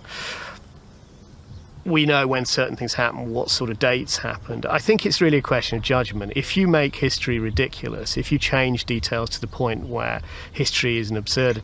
If you make history ridiculous, اگر تاریخ رو به تمسخر بگیرید، یعنی به شکلی تغییرش بدید که مسخره بشه. If you change detail to the point، به نقطه‌ای برسونید این تغییرات که where history is an absurdity، که تاریخ رو شما یک چیزی پوچ و یا غیر منطقی بخواید جلوه بدید، then obviously things become more difficult. The truth is that the more recent history is, the more difficult it is not. واقعیت اینه که هر چقدر که تاریخ اون فیلم یا اون داستان به زمان حال نزدیکتر باشه، خیلی سخت‌تر هستش که authentic نباشید. یعنی با دقت و صحت به داستان رو نگید. Be authentic to it. In a way, it's much easier to play fast and loose with the details of what happened in Rome. In a way, به شکلی it's much easier to play fast and loose. Fast and loose ایدیمی هست که در قسمت گلوسوری هم با هم خواهیم خوند. یه چیزی مثل شل و سفت کردن و یا باری به هر جهت به هر شکلی دلتون خواست تغییرش بخواید بدید. میتونید زمانی که فیلم روم رو دارید درست میکنید، میتونید این تغییرات رو توش به وجود بیارید و راحت تره than it is to play fast and loose with the details of what happened in the Iraq War, say. تا اینکه بخواید تغییراتی رو در مسائل تاریخی که در جنگ بین ایران و عراق به وجود اومده بخواید اونها رو به وجود بیارید. So it's all a matter of perspective. بنابراین همه اینها بسته به زاویه دید شما داره و نگرش شما داره. Some ways. It's something that you have to be aware of and which you try to be faithful to, but you can't ultimately say a drama has to be bound by the rules of history because that's not what drama is. Do you think that the writer has a responsibility to represent any kind of historical truth? Not unless that's his intention. Not unless that's his intention. نه مگر اینکه قصدش باشه بخواد وقایع رو درست بیان کنه. If it's your intention to be truthful to history and you put a piece out saying this is the true story of, say, the murder of Julius Caesar exactly as the historical record has it, then of course that you do have an obligation, because if you then deliberately tell lies about it, you're deceiving your And you're deceiving your audience. شما دارید تماشاچیتون رو یا کسی که مخاطب شما هست رو دارید فریب میدید. Deceiving. Audience. If, however, you say you're writing a drama about the assassination of Julius Caesar purely from your own perspective.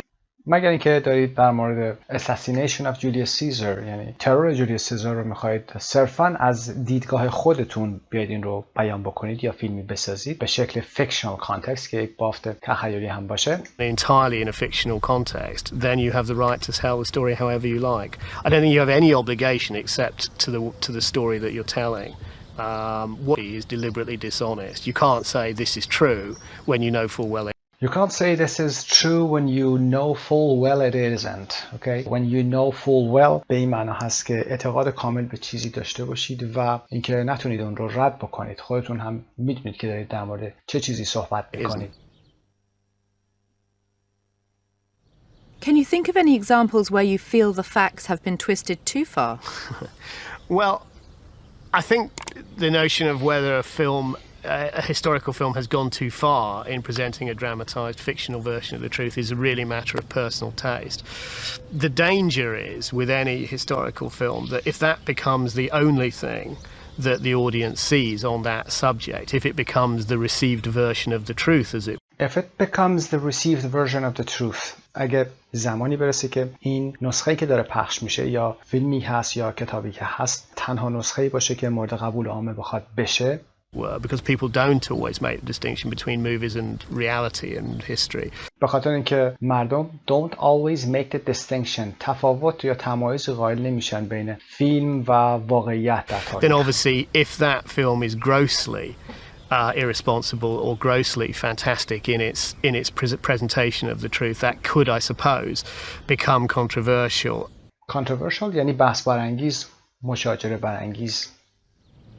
I mean, if you know, I think that the only thing anybody is ever likely to know about Spartacus, for example, the movie, is Kirk Douglas and all his friends standing up and saying, I am Spartacus, which is a wonderful moment, and it stands for the notion of freedom, of individual choice, and so on.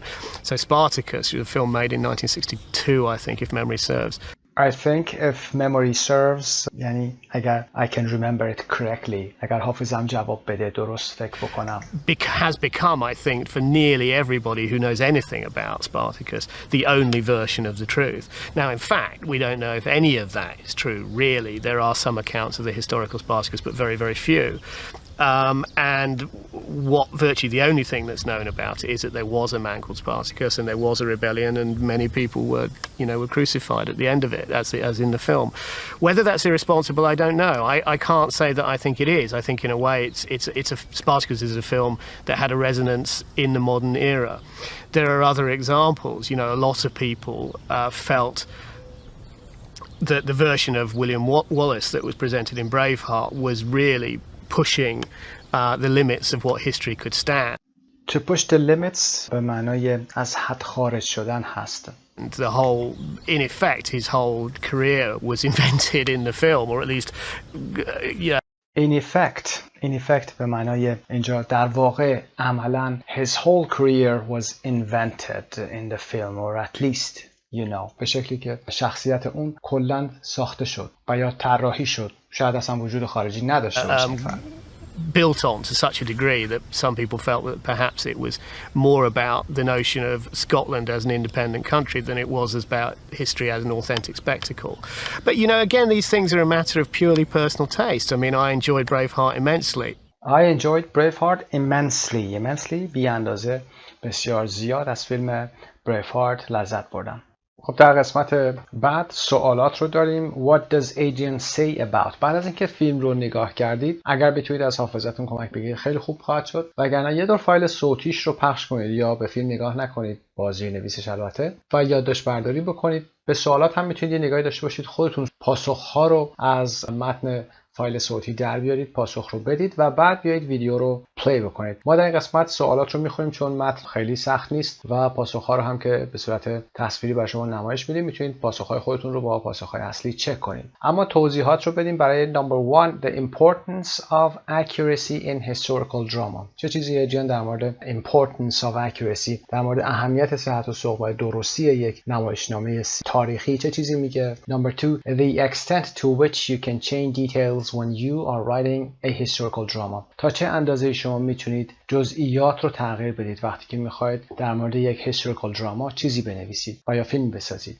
The difference between writing a drama based on an ancient history and one based on recent history. چه چیزی رو مثالی رو هم آورده بوده که Roman Empire رو با Iran-Iraq War اومده مقایسه کرده. Number 4 the writer's responsibility to be truthful to history. وظیفه یا مسئولیت نویسنده در مورد امانتداری در بحث تاریخ هست. و number 5 the danger of a film becoming received version of the truth. این خطر این که یه فیلمی بخواد received version of the truth باشه، یعنی اون نسخه عامپسند حقیقت بخواد بشه چی هست. یه مثالی رو هم آورده در اون فیلم، سپارتاکوس مثال میزنه. number 6 why Spartacus is a good example of this. و بعد در ادامه باید بتونیم بگیم که چرا سپارتاکوس یک نمونه خوبی از این موضوع هست. و number 7 the film Braveheart. چه چیزی رو در مورد فیلم Braveheart میگه، نظرش رو بیاید اینجا سپیکینگ داشته باشید و بیان کنید حتما. خب پاسخ‌ها رو هم براتون به صورت تصویری به نمایش میذاریم، اینجا میتونید ازش استفاده بکنید. 1 to 4 رو در صفحه اول آوردیم، پاز میفرمایید، میتونید استفاده کنید و بعد پلی کنید و بریم قسمت دوم رو ببینیم.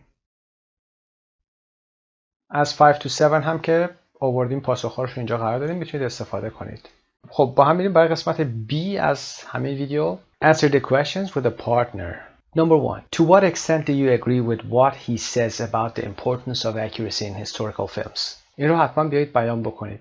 نظر خودتون رو بیایید بگید با تمام لغاتی که دارید، ساختارهایی که یاد گرفتید، عبارتهایی که در این فیلم یاد گرفتید و یا در این بیوگرافی یاد گرفتید، بیایید بیان بکنید در مورد اهمیت صحت و سقم در historical films تا چند اندازه شما باهاش موافق هستید. Number 2. Can you think of any other historical films apart from Spartacus where the film is the only version of the truth that people know? آیا فیلم دیگه غیر از اسپارتاکس میشناسید که تنها نسخه قابل قبول مردم باشه، چون اسپارتاکس رو مردم قبول کردن، شخصیتش رو قبول کردن و کل موضوعاتش رو قبول کردن؟ آیا فیلمی مد نظرتون هست در موردش صحبت بکنید، نظر شخصیتون رو بگید. ولی بریم قسمت گلاسری. Macbeth, a play by Shakespeare about a king of Scotland, William the Conqueror, Charles II, Victoria English monarchs from the 11th, 17th and 19th century. مکبث یه نمایشنامه است که شکسپیر نوشته در مورد پادشاه اسکاتلند، ویلیام د کانکرر، چارلز دوم، ویکتوریا انگلیش، مانارکس که حکمرانان بودند که از در قرن‌های 11ام، 17ام و 19ام بودند. و to play fast and loose with که EDM بوده، old fashioned یعنی قدیمی شده، معمولا الان دیگه کاربرد نداره. to treat something in a way that shows you feel no responsibility or respect for it. وقتی با چیزی به شکلی رفتار بکنید که انگار اصلا براتون اهمیتی نداره و یا احترامی براش قائل نیستید، به هر شکلی خواستید اون رو تغییر بدید. و the received version که گفتیم the version accepted by most people as being correct. یک نسخه از یک واقعیت و یا حالا هر چیزی که مردم اون رو قبول میکنند the received version of something میشه. با هم میریم برای قسمت 2 looking at language.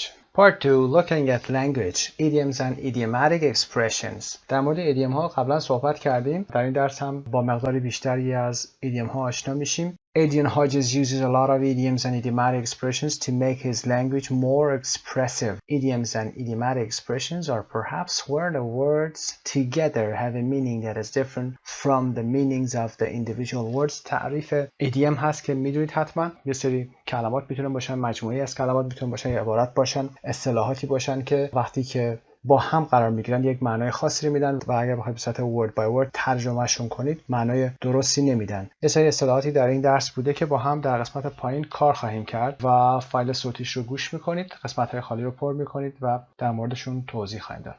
2.12 1. But the thing about history is it's jam-packed full with good stories, many of which people know, or at least vaguely know. 2. You have to make sure there are no cars, no aeroplanes. Every shot has to be weighed up to make sure that there's nothing in it which betrays the period. 3. So unfortunately, all of that costs money, and you have to have bigger crowds in many cases. Rome was a case in point. 4. It's much easier to play fast and loose with the details of what happened in Rome than it is to play fast and loose with the details of what happened in the Iraq War. 5. You can't say this is true when you know full well it isn't. 6. So Spartacus, a film made in 1962, I think, if memory serves, has become, I think, for nearly everybody who knows anything about Spartacus, the only version of the truth. 7. There are other examples. A lot of people felt that the version of William Wallace that was presented in Braveheart was really pushing the limits of what history could stand. خب پاسخوارم قرار میدیم در این قسمت. Jam-packed full رو گفتیم، very full or crowded with.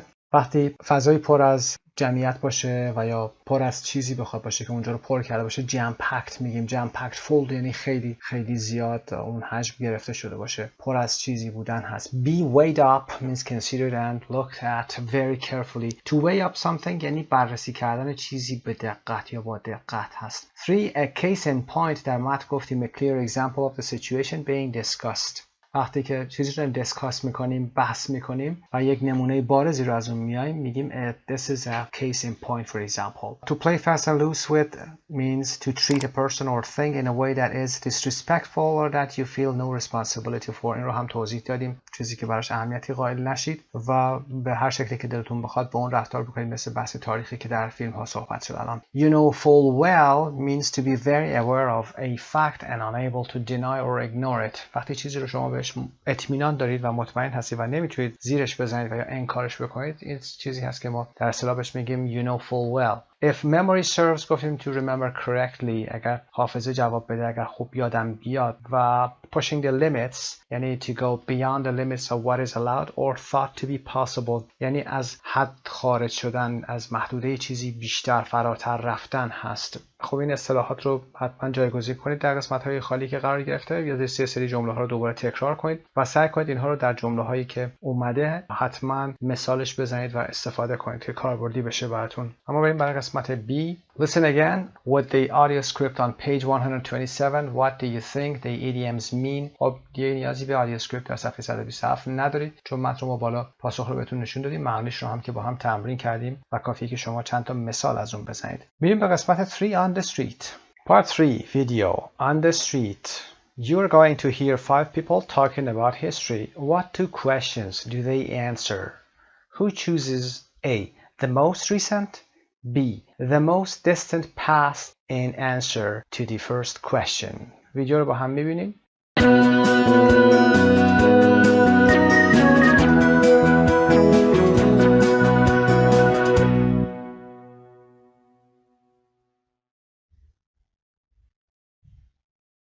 If you could have lived in another historical period, which period would you choose? اگر میتونستید در دوره تاریخی دیگه زندگی کنید، کدومش رو انتخاب میکردید؟ I would have liked to live in ancient Rome just because it would have been really interesting to see what it was like, how they lived back then. So.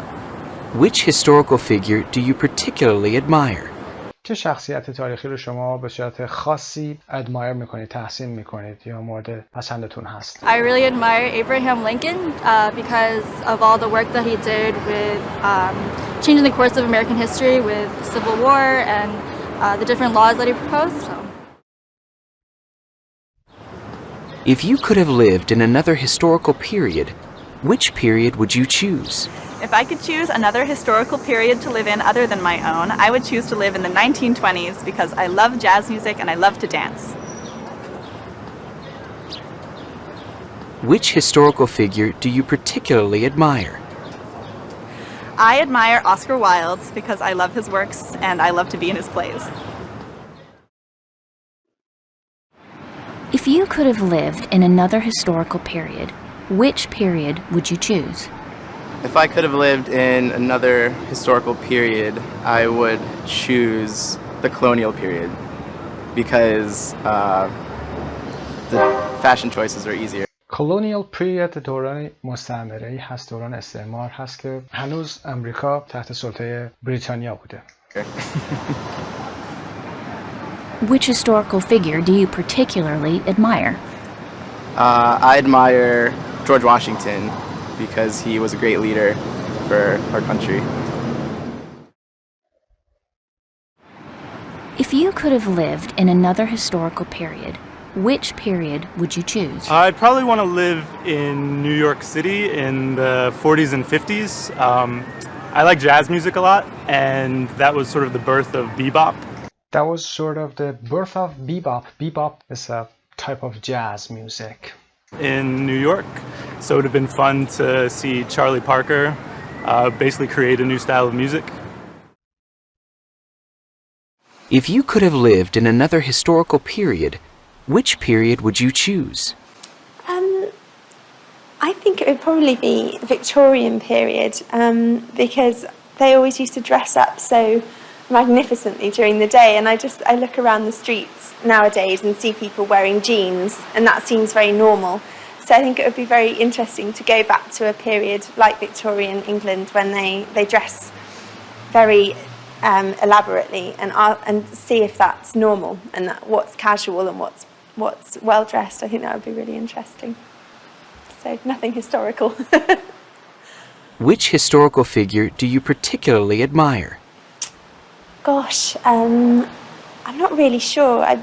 I do very much admire Shakespeare. That's probably a very typical answer, but I think his writing is absolutely phenomenal and very much ahead of its time when he was writing it. So I'd say that's the most influential person I can think of.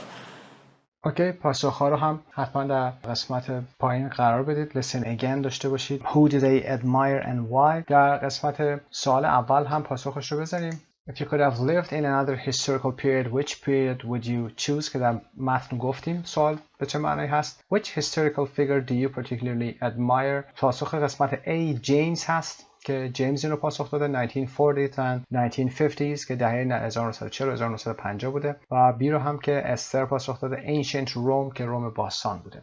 پاسخهای قسمت بی رو هم براتون قرار میدیم. افرادی که پاسخ دادن 5 نفر ابراهام لینکلن، اسکار وایلد بوده، جورج واشنگتن، چارلی پارکر و شکسپیر یا ویلیام شکسپیر بوده و توضیحاتش هم که در متن میبینید. Listen and complete the phrases with 1, 2, 3 words. What do you think they mean؟ بین 1 تا 3 کلمه میتونید انتخاب بکنید و قسمت‌های خالی پایین رو میتونید پر کنید. به فایل صوتی با هم گوش میکنیم. 2.14 1.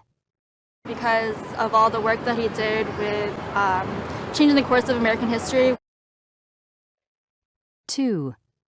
I love his works and I love to be in his plays. 3. If I could have lived in another historical period, I would choose the colonial period. 4. I like jazz music a lot, and that was sort of the birth of bebop. 5. I think his writing is absolutely phenomenal and very much ahead of its time. خب پاسخ‌ها رو هم در قسمت چپ داریم با هم. I really admire Abraham Lincoln because of all the work that he did with changing the course, means doing things to bring about different outcomes. Changing the course یعنی تغییر مسیر دادن، تغییر مسیری که منتهی به نتیجه های خوبی میشه و نتایج متفاوتی رو به بار میاره. و number 2, I love his works and I love to be in his plays. I love his works. Works منظور books, pieces of music و paintings etc. هست. Works گفتیم جمع بسته میشه فقط زمانی که آثار منظور اون باشه، مثلا آثار هنری. در این صورت work اسم uncountable هست و میگه I love to be in his plays یعنی در نمایش هاش باشم. و colonial period, the time in history when it was still a British colony هست. colonial period رو در متن گفتیم. در قسمت بالا دورانی بوده که امریکا هنوز تحت استعمار بریتانیا بوده. Number 4, I like jazz. Birth, the beginning of a new situation, idea, place, etc. یعنی تولد و یا به وجود آمدن یا ظهور چیزی بوده که ظهور bebop in New York بوده. و number 5 هم که absolutely phenomenal که extraordinary impressive بوده پاسخ ما هست. بریم برای قسمت speaking که این کار رو حتما باید با هم انجام بدیم. در قسمت speaking 5 تا سوال داریم. توضیح اول رو بخونیم. Answer the questions with a partner. Practice using idioms and idiomatic expressions to express how you feel about what you are saying and where possible the useful phrases. حتما سعی کنید که از کلماتی که در این درس یاد گرفتید استفاده بکنید. اگر هم براتون مشکل بود سعی کنید اینها رو بنویسید و بعد تو جملاتون قرار بدید و بعد بیایید به صورت گفتاری اینها رو بیان کنید. اگر نتونستید حداقل به این سوالات به هر شکلی که براتون امکان داره پاسخ بدید. ما سوالا رو میخونیم و بعد از دوستمون هم میخوایم که پاسخ‌ها رو به ما بده و از حضورشون استفاده میکنیم. Question number 1. What's the best historical movie or drama you've seen? What makes it so great? Well, I have to go with Braveheart. To be honest, I really thought that the film crew really pushed the limits of filmmaking. Although, you know, it had some flaws. But in a whole, I really loved every single piece of it, all the action scenes, all the drama. And it was really, really enjoyable for me. Question number 2. Which period of history do you find the most interesting? What makes it so unique? Actually, I'm not really interested in history at all. But if I had to choose, it would be the Stone Ages. Nothing excites me more than the thirst of Homo sapiens for discovering. Therefore, I enjoy the Stone Ages. Question number 3. If you could be any person from the past, who would you be? What would you do similarly or differently? Well, I'm not proud of this, but I have to go with Hitler. His actions were wrong, I know, but I've always fancied power, and I can't think of anyone more powerful and more influential than Hitler. Okay, question number 4. If you could change any moment or event in history, what would it be and why? History is packed with bad events that have ruined many lives, but for me, it's the World War due to the massive destruction it has caused. Question number 5. If you were contributing to a history book of the past 20 years, which moment would you record? What makes the moment special? Well, nothing special happened in the last 20 years, unfortunately, so if I want to say something, there's nothing to say. But I think that the election of Donald Trump really took all of us off guard, and it was something that no one really thought would actually happen, and this would be the thing I would write. Thank you very much. You're welcome.